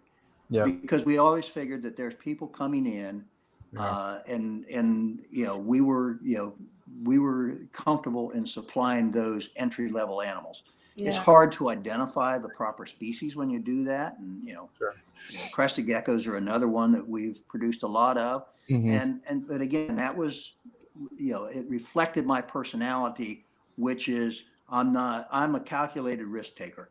And so those were some of the less risky of things to do. I mean, I mentioned earlier that in 2004, 2005, I dropped $500,000 on ball pythons. I did that being relatively sure where the ball python market was going to be today. In other words, I started, this is, we're 17 years in on it, and there's no surprises. It doesn't upset me that a pinstripe ball python that I paid $20,000 for in 2004 now sells for, $70 or $75, something like that. Crazy. Because I could see that it was a good staple product. Yeah. So, that was how that was my bias. Sure. You take a look at some other people, and I'll give you a good example is Bob Clark. Bob Clark has always been cutting edge. He's always, he's done, projects like, early on he did albino, reticulated pythons, but then he did the piebald reticulated pythons. He was a risk taker, much more so than me. Pete Call, bought some of the first piebald ball pythons, and those things sold for $35,000 a piece when Pete started out. Yeah. And so Pete was a real risk taker, not me. So Yeah. So I think it depends on your comfort level, really. Okay. What did you see in ball pythons back then that you predicted a more stable market than a different species per se? Yeah, good one. They're a great snake. In other words, they're and it comes down to the fact that the customer, who we have to be fully aware of, the customer needs to be successful with the animal. And I had the feeling then, and I know it now, that ball pythons are that animal. They're almost like the perfect snake. Mm-hmm. They're not too small, but they're not too big. Yep. And they're good enough to keep that entry level person. And MJ, you and I were talking earlier. You started off on ball pythons, if I'm not mistaken. In other words, as a keeper, and look at you now. We're just they're an extremely important part of your life, Mm-hmm. and that's kind of what I saw in ball pythons early on. So I could never see myself without a ball python ever. I mean, like as long as I'm keeping snakes, there'll always be some sort of a ball python a part of my, because it's kind of a reminder, it's like, you know what I mean? Like as much as I'm like, wow, I'd much rather go interact with my chondro or my emerald because it actually looks at me and you know what I mean? It doesn't just freaking tucks its head away and, I mean, but then what's funny with ball pythons is if you leave it on the table and let it just be freaked out for a little bit, after a while, it just starts to go adventurous and it starts to, it gets curious. I don't know. What were we going to say, Stephen? So I think this question might interest a lot of our listeners. So as someone who has been on the mass production side of this is kind of the opinion of like the retail market, but would you currently consider the ball python market flooded? No, not at all. I had a feeling that was the answer. No. I think that there is the reason why is it depends on your outlet, for sure. I'm sure that there are some people who are saying, man, I produced 60 ball pythons this year and I can't sell them. They probably just don't have a market or an outlet for them. Yep. And so their perception may well be that they don't, there's a flooded market. As I said, the gourmet rodent last year produced 3,000 clutches, and they've sold them all. So obviously, they don't look at it the same way. That is so hard. And so a lot of that's a function of your market there. Presentation.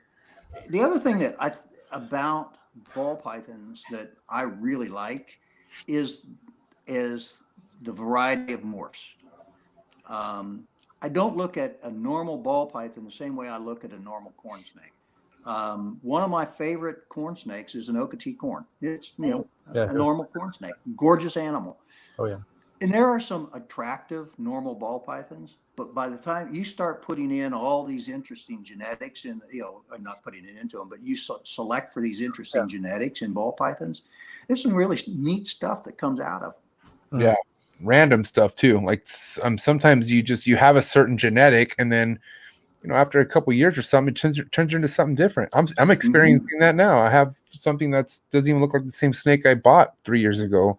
Right. They'll develop over time. And we see that with chondros and stuff. You know what I mean? That's one thing. Probably the biggest reason why I love chondros so much, and even emeralds. You know, like I don't have a 10-year-old snake, but the snake I have now, since I've been raising it, continuously changes. You know, every other shed. I'm talking about drastically changes, and you're just like, wow, this is.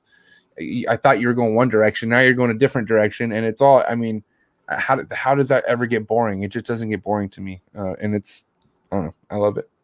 It's pretty easy to get nerdy over these animals, isn't it? Oh man, you know, and what's funny is you don't know that you're a nerd until you're talking to somebody who has no idea what the hell you're talking about. And they're Like, glazing this is over. basic stuff. Like, you know, for the longest time, my dad called everything a viper boa, and I'm like, Dad, that's not a viper boa. And I'm like, dude, he's like, oh, it's a viper python. I'm like, no, there's no viper involved. He's like, no, this is a viper. I'm like, dude, I was like, Dad, are you doing this on purpose? And he just doesn't. He just wasn't retaining it. So now he knows what a green tree is and an emerald is, and it's still like, you know, I have to run it by him still just so he understands. But yeah, you don't know how much you're geeking out until I mean, no, honestly, man, you don't know how much you haven't geeked out until you start talking to Steven, you start talking to Forrest. Like those are the people where you're just like, holy shoot, like all this. Shh, be quiet, Desiree. I'm they're making fun of me because I refuse to cuss on this episode out of respect. Okay, Bill. So you know that you're talking to a guy that's married to an ex-nun, right? Wow. So wait, what does that? So what does that mean, really?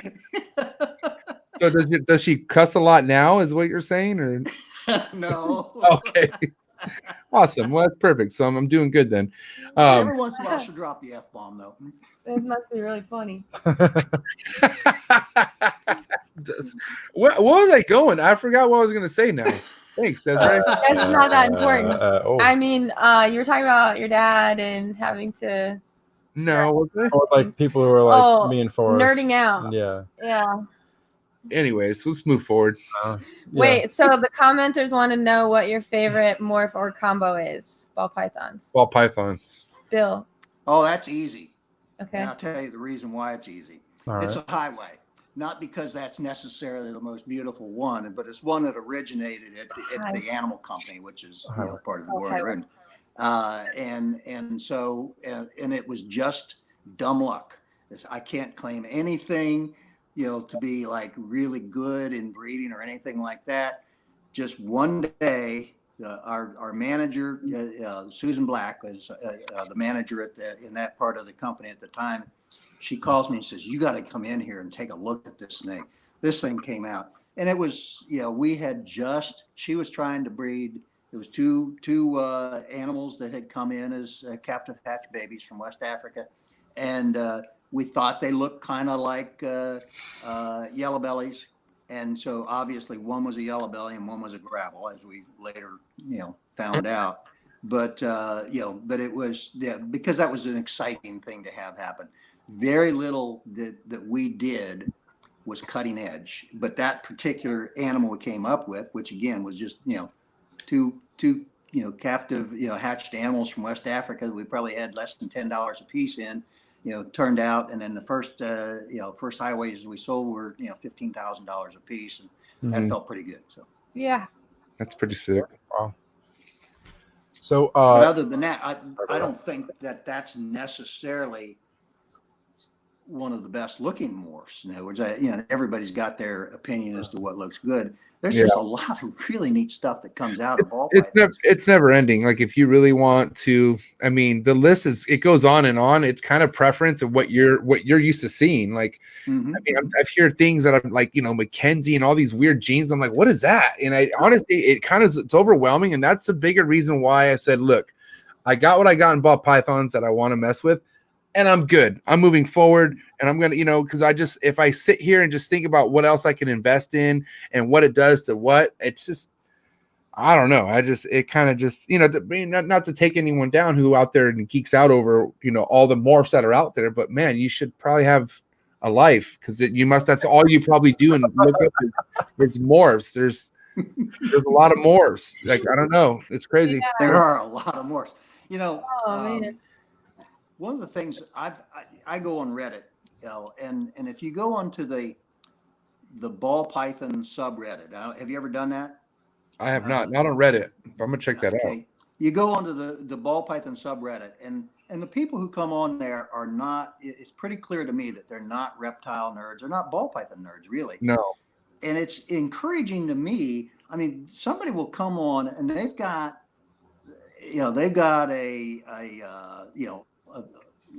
like a pastel pinstripe, spinner. They got that, and they'll say, "Does anybody know what this morph is?" In other words, they bought it, but they don't know what it is. Reptile show or something like that. Good looking animal. In other words, the ones I see are in good body condition and that sort of thing. It's not like they've been, miskept. But they're new, and to me, that's extremely encouraging. In other words, they're new to the hobby. Now, maybe that person is going to get bored with it in a year and put it on Craigslist in another year, which would be a shame. But that person may also have found something that just fascinates them for the rest of their life. Maybe they're not going to wind up doing ball pythons, but that may be their entry point into the hobby. And for me, and I think, for every one of you, we're grateful for the day that we came into the hobby, and that we have this fascination verging on obsession, with reptiles. Yep. Mm-hmm. Yeah. Absolutely. Anything, Steven? Yeah, sure. Go ahead. So kind of talk about staple animals. Is there a species right now that you can see as the next, what will be in the pet stores? Which species is like the next staple coming up in reptiles? One that I like is I like fat-tail geckos. Okay. I think that they can be produced. There's some neat stuff, and I haven't done fat tails recently. We did them a number of years ago, 20 years ago. We were pretty successful. We got away from it. We haven't done them. I think that's a good species that is a good entry level species. People are successful with it. There, and there's over the last 15 years or so, there have been some morphs identified on them. Not that morphs are that important, because I think a normal looking fat-tailed gecko is an attractive looking gecko, and they can make a great pet, and they're long lived. So I like those. One of the things that Gourmet Rodent is doing right now, Mike has started doing, is water dragons. He's I think that they're a much better pet than an iguana is. They don't get as big. But they can be personable. They've got some interesting behavior. So I like them. Those are the ones come off the top of my head, first of all. So follow up to that, how impressive how important do you think morphology is in a species gaining like a large following and becoming mainstream? Having morphology being like different different combinations. Like with something with just like an albino or even just a normal wild type, can that gain the type of popularity that a ball python or a leopard gecko could? I think it's going to be hard to beat a leopard gecko, a ball python, or a corn snake. Not in other words, those things compete with or have a similar popularity. But there are, I think, and again, I'll go back to fat-tailed geckos. I think that there's some very interesting stuff that's coming out of them. I think Jeff Galewood is one of the people who's been doing that. There's another, and I don't know this person, but she goes under the name of Gecko Babies. She does a lot of fat-tailed geckos, and so there are people out there that are doing them in numbers, and I just think that they're a good pet. And that's kind of what I've focused on over our career. Sure. I mean, I just popularity wise, especially in America, what the heck beats a ball python other than a bearded dragon? Maybe, I don't know. A ball python and bearded dragons. I failed to mention that, but they're a great pet too. Yeah. They'll eat you out of house and home, but they're they're great pet. What's crazy is Cricket bell every. I know you're not you're not too keen, or you're not too big on the social media platforms or whatnot, right? But I'm just ignorant on it. not really. It's like I feel like you're not really missing much especially if you already have success and you're good. You don't really need social media. But what I was gonna say, Bill, is have you seen the collaborations that are going on with like celebrities and stuff? Like, have you seen how big ball pythons are being known, like getting spread out there, recently and stuff like that in the last year or so? No, no. When you say celebrities, in other words, I guess, yeah, you're right. Who might, right, yeah, these aren't celebrities to you for sure. Because these are like people they're celebrities within the social media platform, but I mean, I don't know. I don't know. Good question. Where the attention is. Yeah. They have like 20. Okay, let me put it this way, Bill. One of them has 22 million followers. You consider that's a lot of people? 22 million? Yeah, that's a hell of a lot. So basically, there's a follower out there who's, basically has been buying ball pythons from a well-known breeder, Miguel Garcia, and she basically wants to start breeding, collecting snakes. But every time she gets a snake with Miguel, she posts it on her stories, posts it on her, her actual social media platform with 22 million. And that she's not the only one. There's other, celebrities like that, like even rappers and stuff who are getting involved. So I didn't know how much knowledge you had on that aspect of it. I have zero knowledge on it, but my opinion is great. I'm glad to see that. But then there's always that balance that you have to look at. I hope that they are good models, and I'm not convinced that they're that all of them are going to be good models. Hopefully they will be responsible pet owners, which is an important thing. And then I go back to the herpers. In other words, the people in the reptile community. There's a lot of people who give back in terms of education and that sort of thing, and they are good models on things. So I think that I have mixed feelings about that. It's great in terms of getting it out there, getting the information out there, or starting people down that path. Yeah. Because if people start down the path, there's a lot of information. I mean, it's just an unbelievable amount of information that is available to them at their fingertips. In other words, just on YouTube or Google or whatever, they can it's shame on you if you can't take good care of your animal with the information that's available. Yeah, right. On the other end of that stick, Bill, there's also information that's out there that's super misleading. On the unfortunate. Say it ain't so. That somebody says something that's not correct on the internet. Man, What do you mean? Facebook's real. Yeah, everything. Yeah. One thing. You have to, you have to, whatever you're doing on the internet, you have to, exercise some discretion. So yeah, for sure. Mm-hmm. Be careful. Yep. Check your sources. Definitely. You're gonna say something, Steven? I mean, it kind of passed, but I do have another question. So, Bill, how old were you when you started the gourmet rodent, or what became the gourmet rodent? Well, I was born in 1945. Started the gourmet rodent in 1986. So I was just shy of my 46th birthday when we started. And what were some of the earliest? In other words, the question is how do you capitalize a business like that? Because when we started out, like I told you before, we started out in our garage, in a little 12-foot by 12-foot room in our garage is what we started the gourmet rodent in. And actually, I'm really as a reptile guy, I was on my third career. My first career, I was a school teacher. Didn't make a lot of money that way. Then I went into construction for about 10 years, and that's really what enabled us to accumulate some capital that we could then, in essence, roll the dice and put into our business. And that's how we did it. So in a way, I was it had always been a dream of mine to figure out a way to make a living with reptiles. And it wasn't cutting it as a biology teacher. I kept snakes in my classroom and had a great time. And hopefully I influenced some kids and showed them a they left my classroom with a positive attitude towards reptiles as a result of it. But then I still wanted to do something more. I can remember when I was in college, I went to one of my professors and said, is there any way I can make a living in reptiles? And of course, this is in 1965 when I was, and then this guy says, nah, he says, I don't think so.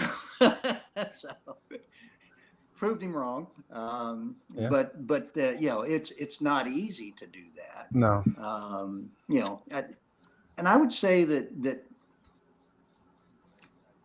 almost more important than the nuts and bolts of how to make girl reptiles produce eggs from boy reptiles, I think probably more important in my education and the level of success that we gained was understanding how to run a business, understanding how to interact with people, and understanding how to manage people. And as and I think MJ, you are a manager in a store, and I always say managing people makes me humble, because it's not easy to do, but and some people can do it and some people can't. So some people are built for that. So what were some of I said not me. The practices or lessons you learned from the construction business that you then use in building your reptile business? Actually, in the construction business, and it was a mom and pop business. My wife and I worked together. Actually, when she left education in 1980, and we had just built our house.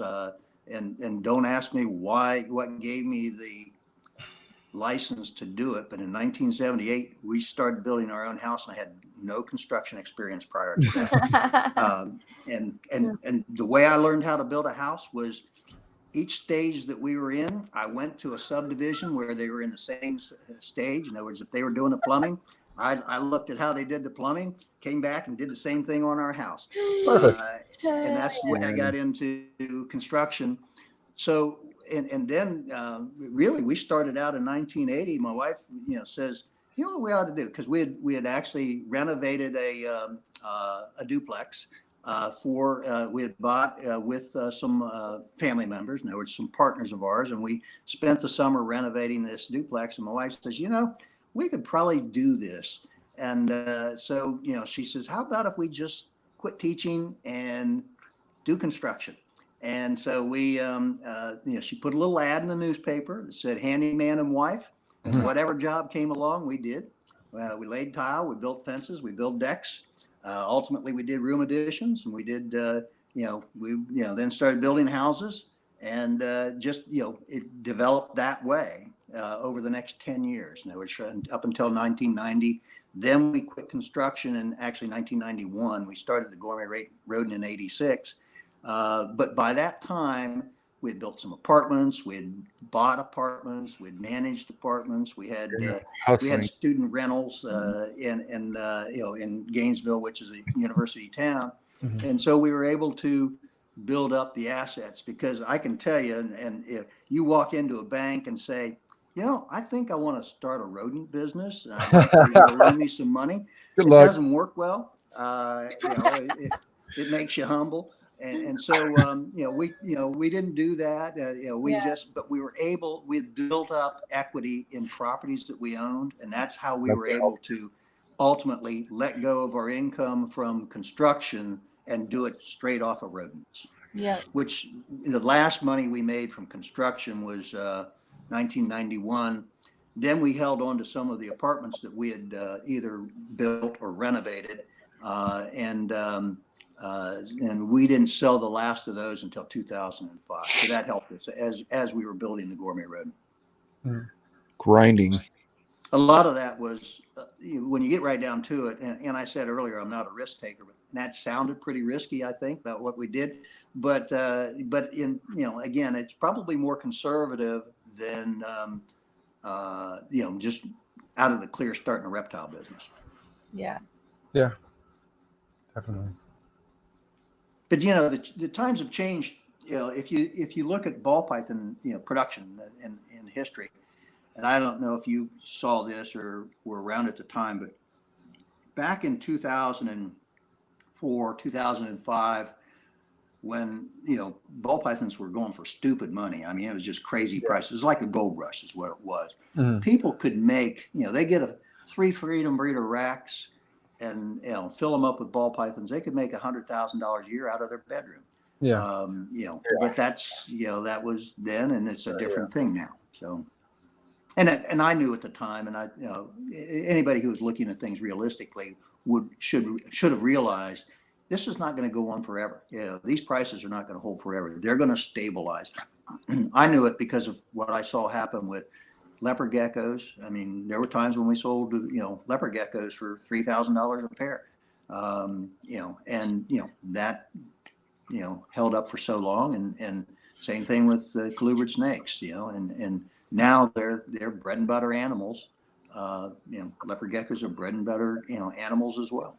But there's always somebody out there who enjoys them, and they like them just because they're a cool pet. Mm-hmm. Yeah. What's another popular pet that you would say that's that kind of helped you out in your career, or as far as breeding, other than ball pythons and leopard gecko? Well, I alluded to crested geckos. And they have been they were good to us, and they've been good to Mike and Betsy Lehman at the Gourmet Rodent now. There was we started out in crested geckos in 1996 or 97. At the time, they were selling for about, I think, in the neighborhood of they started out around $300 a piece. Then they got down pretty quickly. They got down to $75 a piece, and that's when we started building up a breeding colony of them. We hit the point. Well, when we sold the business, and I don't know what the annual production is right now from Gourmet Rodent, but we hit a point where we produced 27,000 crested geckos in a year, and so that was. Again, it's a good staple animal. There's a lot of variety that comes out of them. They make a good pet. And so, that's just another one that I've, been really big on. Something that I have not, and this is not a reptile, but it's kind of in our area. There are a lot of reptile people that do this. Right. Is the phenomenon of isopods. And I haven't done any isopods. I got kind of cool little things. It's a neat, side hobby. But it's taken off pretty well, here in the U.S. I see that as, and I don't know that much about the economics of them, but they're a very popular pet right now. Isopods, those are actually going for like a lot of money at the auction. Stupid money, yeah. I know. I'm like, man, I think I have a buddy, JH. He betted I think he betted like $400 on like 8 of them or something like that. Ooh. And I was like, what? But anyway, it was during an auction. It was for the oh, okay. But it was still like, but like he's like, well, that's more, but like technically these are expensive isopods. And I was like, what? And I couldn't believe it, but yeah. As I was building the market for the animal company, with the ball pythons, I went to the ham show over in Ham, Germany. I'd go every 3 months. I did that for 4 years running. I went every 3 months. So I'd gone to Ham, Germany 16 times in a row.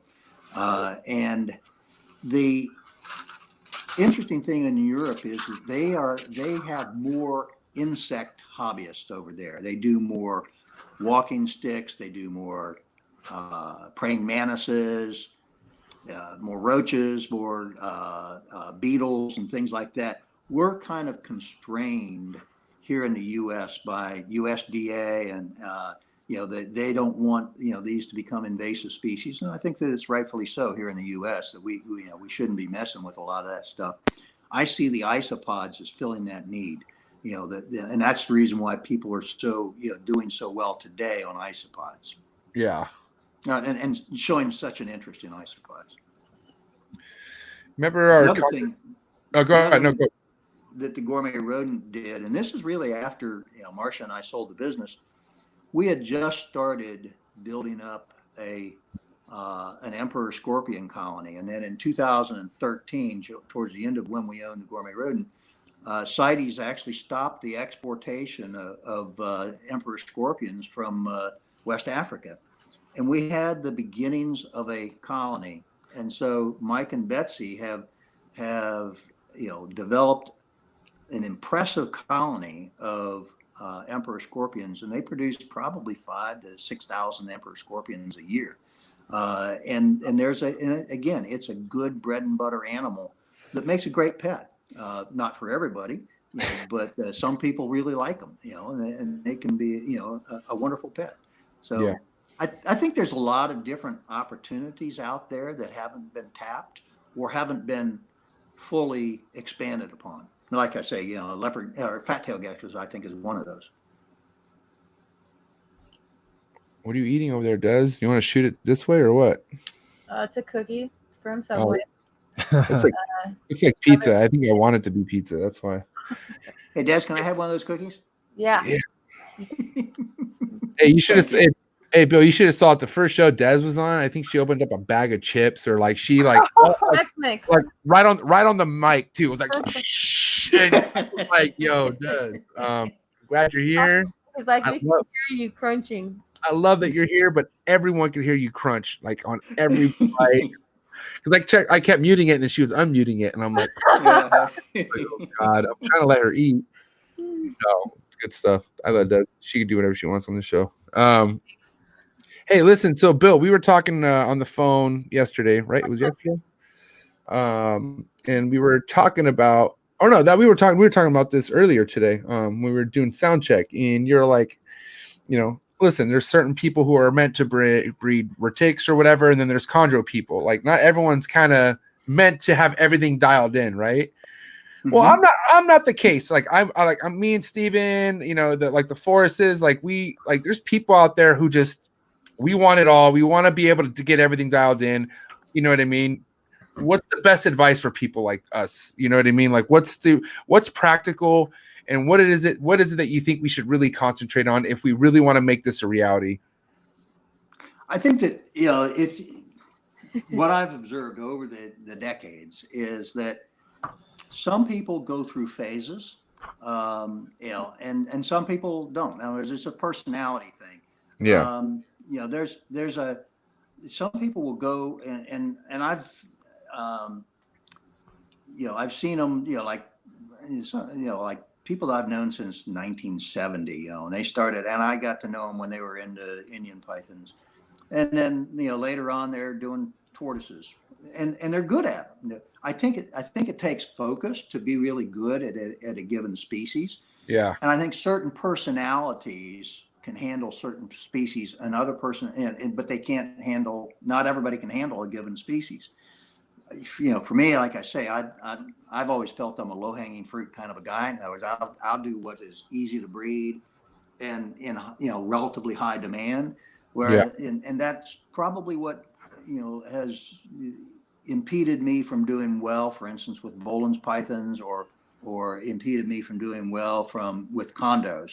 I can't. I'm just not good enough to do chondros. Some people can focus on it and do really well at it. Their personality is such that they can do well. Trooper Walsh was a guy that really did well on chondros. Obviously, Rico Walder did well with chondros.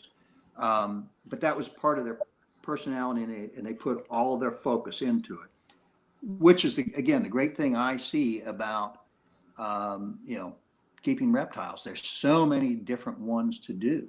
I'm not a generalist, and so I'm not great at, for instance, doing monitors. Mike Lehman, by the way, is more of a generalist than I am. He does well with monitors. He does well with he's doing tortoises now. He's doing, a variety of species that I could never properly focus on now. But when I focus, I really focus intently. Some people can do it generally. In other words, some people are ADD kind of people and they want to do everything, and some people are highly focused. That's me. I'm just, one thing that drives me is like the fact that it's like, not that it's not, not only that it's not practical, but like it's impossible almost. And I think anything's possible with the right kind of focus and the right kind of like, like you said, if you have super concentration powers and you don't flip the script and you stick to it, I think it's possible. Right. But then there is also the practical part of it. If you've got, and I don't know how profitable chondros are, to be real honest with you. I think that there's the potential to do well, but it takes a lot of attention and a lot of dedication to do well at it. A lot of heart. And can that support you? Or do you have, your real job is that good enough that you can also do this other stuff and be a really good chondro guy?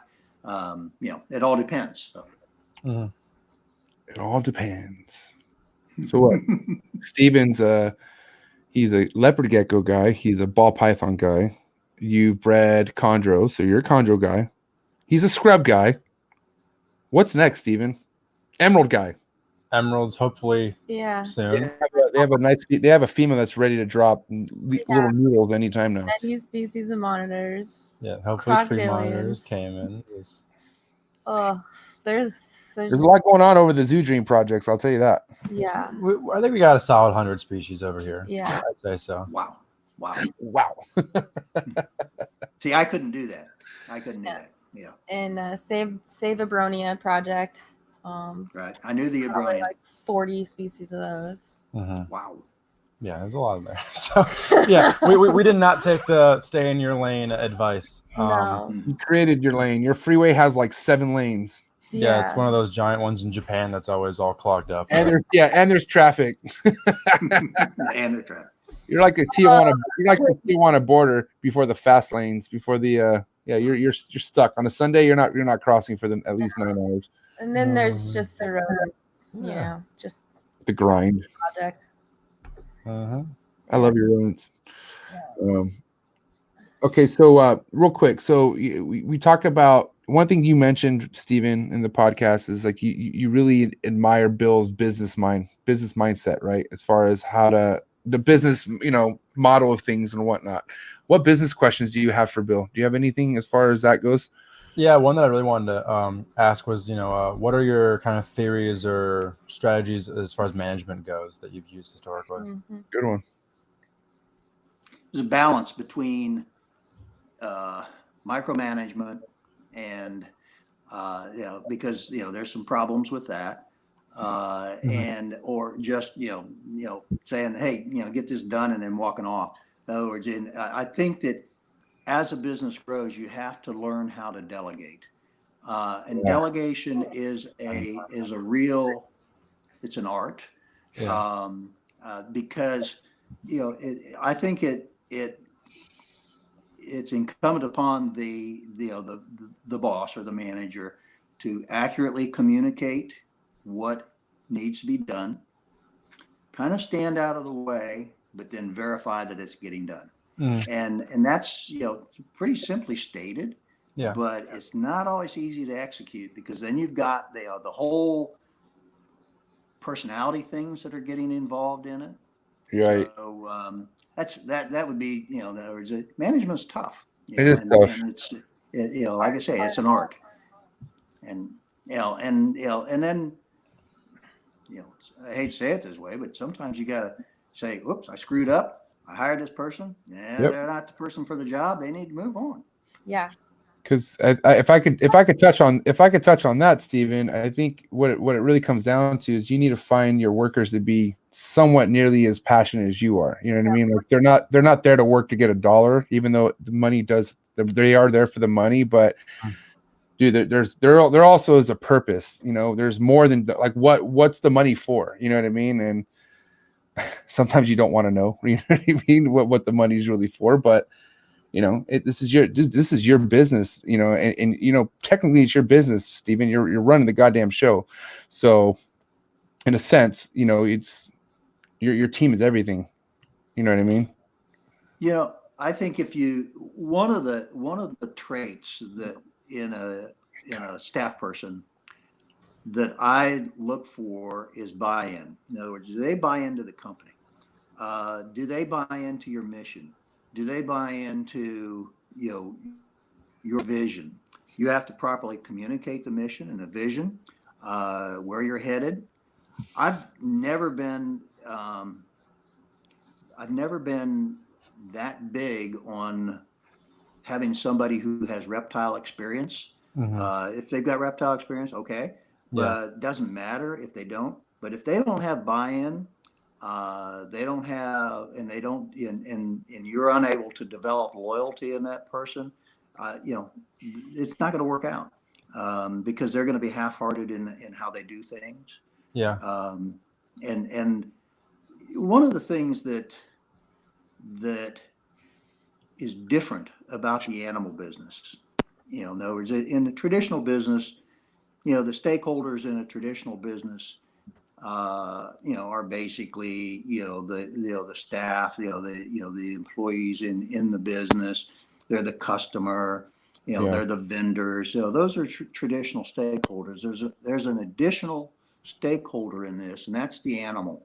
And that brings in a whole different set of dynamics. It brings in the questions of ethics. It brings in, what is the appropriate thing to do to, for the sentient being that we're caring for.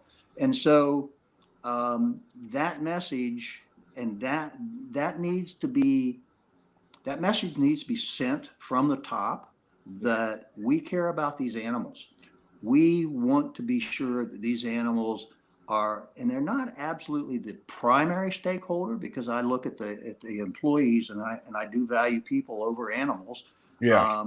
But at the same time, they're pretty damn high, and they have to be considered at all turns. And so, come Friday afternoon at 4:30, if all the work's not done, you got to stay and get all the work done. To make sure that animal's appropriately cared for, and can be okay over the weekend. And so those are things that those are dynamics that enter into the animal business that don't enter into other businesses. Sure. Yeah. So when you're vetting people for, potential employees, anyone can say something in an interview, but what do you truly look for as far as, does this person follow that vision, or do they, truly have a love for the animals? What do you look for as far as that goes? Sometimes we get so desperate for employees that, can they fog a mirror? We'll find out whether they can fit the rest of the, the criteria. I know. But that doesn't, in other words, that's not going to, that doesn't solve the problems Right. long term. Well, there's a couple of things that we, how should I say, that we've, over the years, that we developed.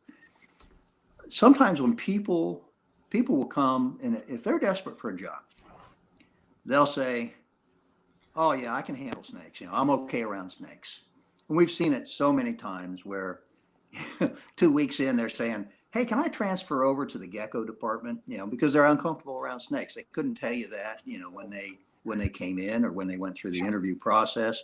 And the interview process is not necessarily a long process. One of the things that we've learned to do over time is we know where there might be a particularly aggressive animal, snake. And so doing a tour, we might open up that cage, and the snake is not going to jump out on the person, but we're watching real closely for their reaction. In other words, how comfortable, they'll tell you they're comfortable around snakes. You need to find out. And that's one way you can do it, is just quietly observing what's going on. What's that snake, Steven, that you have? Who can you bust out? Snakes are not the issue. No, we're talking about rodents. The issue is mostly the rodent part of it. Oh, rodents? They're scared of the rodents?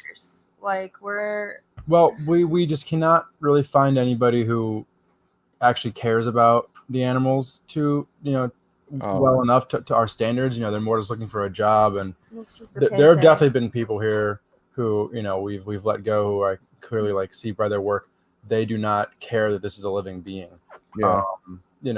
Which unfortunately we can't find caliber of employees, with the exception of some, obviously. I'm not talking across the board, but turnover so high. A few instances where it's just hard to find people who care enough about the animals to put at least the time that they're here the lives of the animals above themselves. That's what's really troubling to me. Well, and again, I think that is, it's just a realization that you're going to go through a certain number of people who don't fill the bill, and then you hit on those people who are good, and who do a really good job. Right now, and I said earlier, I said the gourmet rodent doesn't breed their own rodents. They do breed a certain number of rodents. Yeah. They've got a woman who is in the mouse room, and she's just really good. She cares about those animals, and so that person needs to be fostered, and that attitude needs to be fostered, and she's not a perfect person, and you're not going to have any employee is not going to be a perfect employee, and you have to be able to read that and do some corrective behavior on their part. But then if you got somebody who really values those animals, then treat them well. It would be, but you may have to go through 3 or 4 people to get to that one person that you want to keep. Yeah definitely. And what would you do in terms of like strategies to motivate or boost morale in a job like cleaning rodents? It's not the most rewarding occupation. What would your approach be on that? Letting them know that it's a value of the organization. It's a high value of the organization. That these animals are our responsibility. We are their stewards. We take care of them. And if you don't buy into that, find a job someplace else. It's as simple as that. But that takes monitoring. That in other words, on the management side, that takes monitoring. You have to let that expectation be known. Yeah. We had weekly staff meetings, and in those weekly staff meetings, one of the things that we said was we would go around the room and say what we do right this week, but we also said what we do wrong this week, and we had to create an environment where somebody felt comfortable enough to say, I missed such and so. I need some help in this area. And the manager at that point in time knew that, or they'd say, I'm behind in in cleaning these racks or servicing these racks. And the manager would know to bring in extra labor. But you have to create an environment where that is communicated. And that's, again, that's a balancing act, because, obviously some people are going to say, well, I need help all the time, because I want to sit in a corner and do nothing. Well, that's yet another management problem. But, I'd say that it is a regular communication of the value that you have, which is valuing those animals. They are sentient beings that need to be treated properly. Yeah. And then let me ask you this. Forrest and I talked a lot about the business and whatnot over time. And one thing he brought up to me was I think it was a system that you had of the Am I Happy bonus. Am I right on that? What now? A bonus system based on not numbers, just like Am I Happy, or something like that. Yeah. In other words, I would do, and this was primarily with my managers, and because they would work on performance bonuses, and what they had to do is come to me once a month, tell me what their goals were for the upcoming month, tell me how they did on their goals from the past month, but I was not going to give them a checklist. If you do this, this, and this, you're going to get X bonus. My bonus was based upon, have I been satisfied with your work? And I'm not going to give you a big list of it. You just keep me happy. Make sure that things are going right. Make sure that things are going well. And I think that's probably what Forrest was referring to when on that.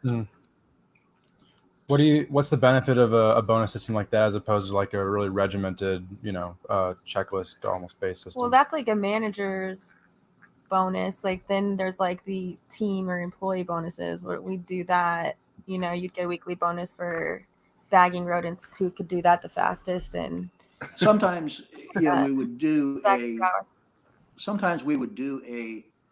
give the managers, a certain budget that they could reward exceptional behavior. You got to be careful of that, because sometimes if they just, if you get a bonus for showing up for work, that's not going to work. But if somebody, and again, you do it to encourage certain behavior that you want to keep in the organization, and that's a lot of that for us came down to valuing the animals, making sure that they're doing a good job with the animals. Mm-hmm. And so some of the managers had that authority to reward line staff. Mm. Okay. Got anything, MJ? Yeah. So when exactly were you involved? Like, you told me that you were eventually getting, you were getting accounts like Disney and stuff like that, right? Mm-hmm. Now, how did that come in connection? Like, how are you able to start getting accounts like that? Like, what was your stepping stone to even getting known to, like, hey, you want to get in touch with this guy, Disney, if you want to get, whatever the stuff they were getting for their animals on that island that you were talking about? I think that it was basically all word of mouth. In other words, I did minimal cold calling. Did minimal advertising. We would advertise in a few locations like Chicago Herp Society. A lot of that was just because we wanted to support the Chicago Herp Society, not because we necessarily wanted to get our name out there. Yeah. Most of our, so I think a lot of it was just word of mouth, and it spread. It was a little bit different, in the early 90s than it is today. Less competitive, fewer options, fewer sources. So it might be a different thing now. Yeah. For instance, what Des and Steven are doing right now on this podcast gets their name out there, and I think that that's important. That's a good thing. It wasn't as hard for us at the time to do that, but we just kind of we were very fortunate that when we started and the times that we were in at the time, we didn't have that much competition. So, yeah. And even with competition, Cold Blooded Cafe's right there, killing it. There you go. What was the evolution of that competition in the rodent market from the start of it to where you see now or along the way? I think that back then, there were the most of the feeder rodent production. I'm not talking laboratory production, but feeder rodent production was done regionally. Mm-hmm. In other words, there's somebody was operating out of a barn somewhere, and they were producing, and a few people knew where they were at, and somehow the rodents just wound up in the marketplace. Sure.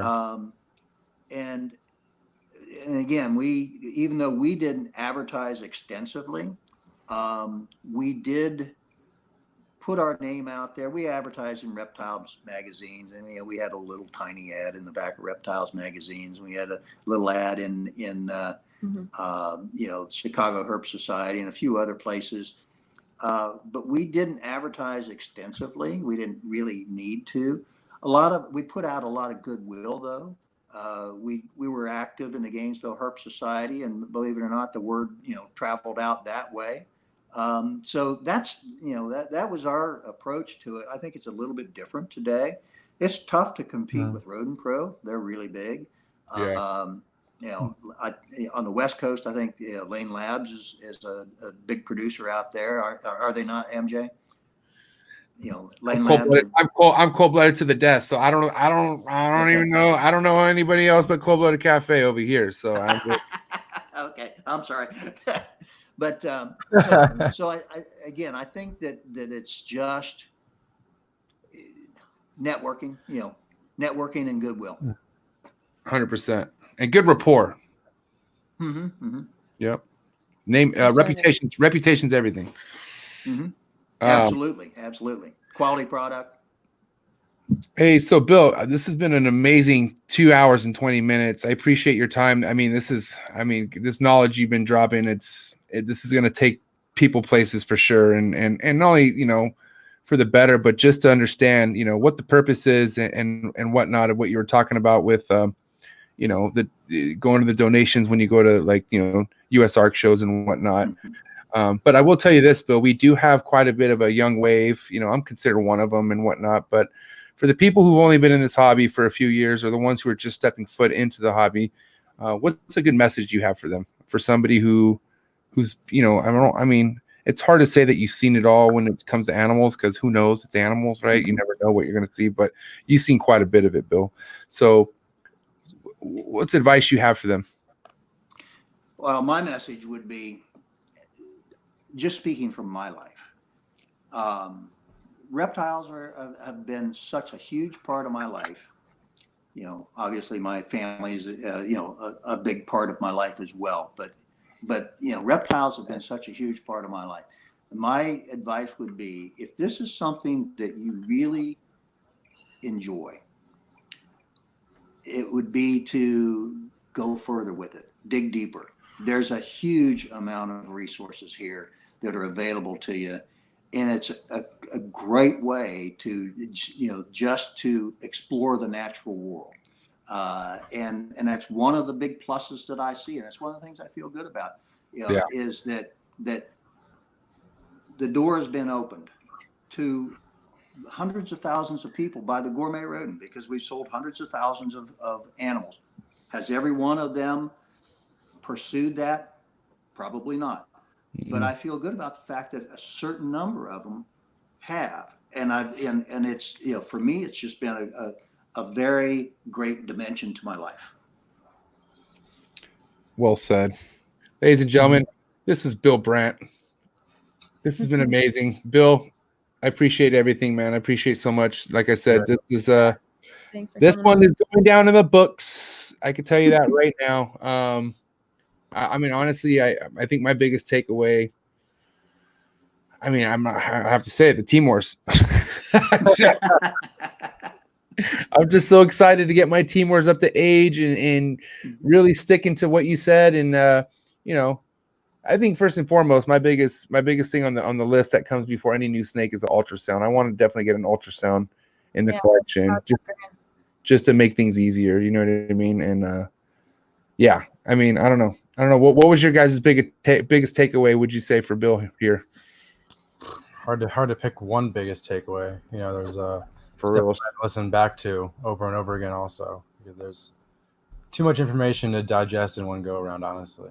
It's amazing stuff. Yeah, I like the history and then the business side of it, because I've been doing the rodent business for a while, and it's I took about a year off when I was pregnant with Lars and having him and raising him, and coming back to it and just trying to help Steven figure out the management thing. And so now we're doing the bad cop, good cop method over here. I just walk in and raise hell. And like the other night, they're just asking Steven, oh, do you want us to flood check, which is our thing to go around all the rodent tabs and make sure no one's drowning in there. And I'm just is that seriously a question? Yeah, you are. Get it done. Are you kidding? You're going to just leave without making sure the rodents are completely perfect right now? I don't know. So, well, yeah, I'll probably be calling you. If you guys want to talk to me, I'll be glad to do it. So always glad to help out. Yeah, I got your number, so I'm going to take you up on that, Bill, just so you know. Sounds good. All right, Bill, you have a wonderful rest of your evening. Stay safe. And Bill Brandt, ladies and gentlemen, you won't be able to forget this one. This is too good. So thanks, Bill. Thank you very much. Have a good night. Enjoyed our visit. Thank you so much. Bye-bye. Bye, Bill. Wow, shout out to Desiree for that plug. You're welcome. All Desiree, man. Bill Brandt, ladies and gentlemen. Man, what a special guy to have on here. I'm telling you right now, if you're into kind of anything of what it was like back in the day, this is the best podcast to watch. I mean, this in particular episode with Bill Brandt. I mean, dude, think about it. Like it's crazy how he said how many the construction hustles with the apartments and shit that he built just so he could get to the rat business. You know, and he didn't get into it till he was in his 40s. That's nuts. Yeah, I didn't know that. That's crazy. Yeah, crazy, Steven. You're 15 and here you are. I wanted to ask him about breeding mice. 14. I'm just 14.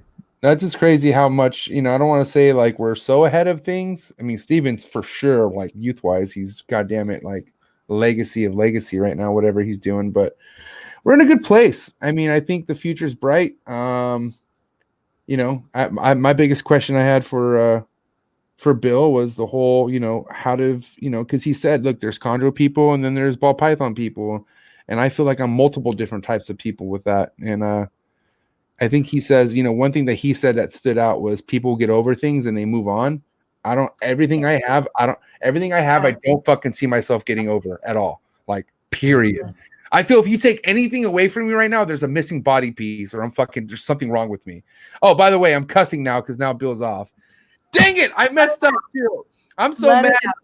There was a handful of slips that you didn't even catch. I said, damn, yeah, but they weren't F words. I didn't say any F words. Did I say any F words? Yeah. I did. I don't think Bill knows. E for effort, man. I'm sure Bill understands I tried my best. But, you know, put some respect in it. You know what I mean? Yeah. Guys, this was a good episode. Good session. Tune in next week. We got something in store. We're gonna look. This was a super historical educational piece, what we just went through. But, you know, for you mainstream people out there, all you want to see is pretty snakes and all that. Next week's going to be it. Okay. We got somebody special lined up. We're pretty excited to bring them on board. So be ready for that. And yeah, man, don't forget Cold-Blooded Cafe, freshest rodents that you can get delivered to your doorstep for $30 flat rate shipping. What? Bill Brandt texted me. Thanks, Desiree. I enjoyed it. No, actually, he texted me saying, hold on. No, yeah, thanks, MJ. I had a lot of fun. What time did he text you at? Mine says 2:56. Oh. Ooh, winner. Got him. No, guys, this was really cool. Man, totally got a text. What'd you say? I totally got a text too. Yeah. Don't worry about it. Oh, guys. Shout out to everybody in the comments. Shout out all the supporters. Everyone who got a shirt, shout out to you guys. You know, everything's coming out in waves. So, you know, we still have about 3 more waves that need to come out. So hang tight. Desiree's teaming up with me on this, and we're going to get some stuff pumped out this coming week. Right, Des? Yeah, and we'll be adding them to the website too, so people can do that. Yep. So, and that's what is it? RepTech or what's the website? We're gonna do it through the Cold-Blooded Cafe because it's all connected with the shipping stuff already. So when you're out shopping for your rats at coldbloodedcafe.com, get a shirt. You know, show that. Look, Zoo Dream Supreme Edition. We got them in the black and white. We have Follow Your Zoo Dreams, which is the memorial shirt, which is just as fresh, limited as hell. And then I'm gonna talk to you what I have coming out after this. I'm not gonna put it out there yet. All right. Have a wonderful day. Please like, share, subscribe, and you know.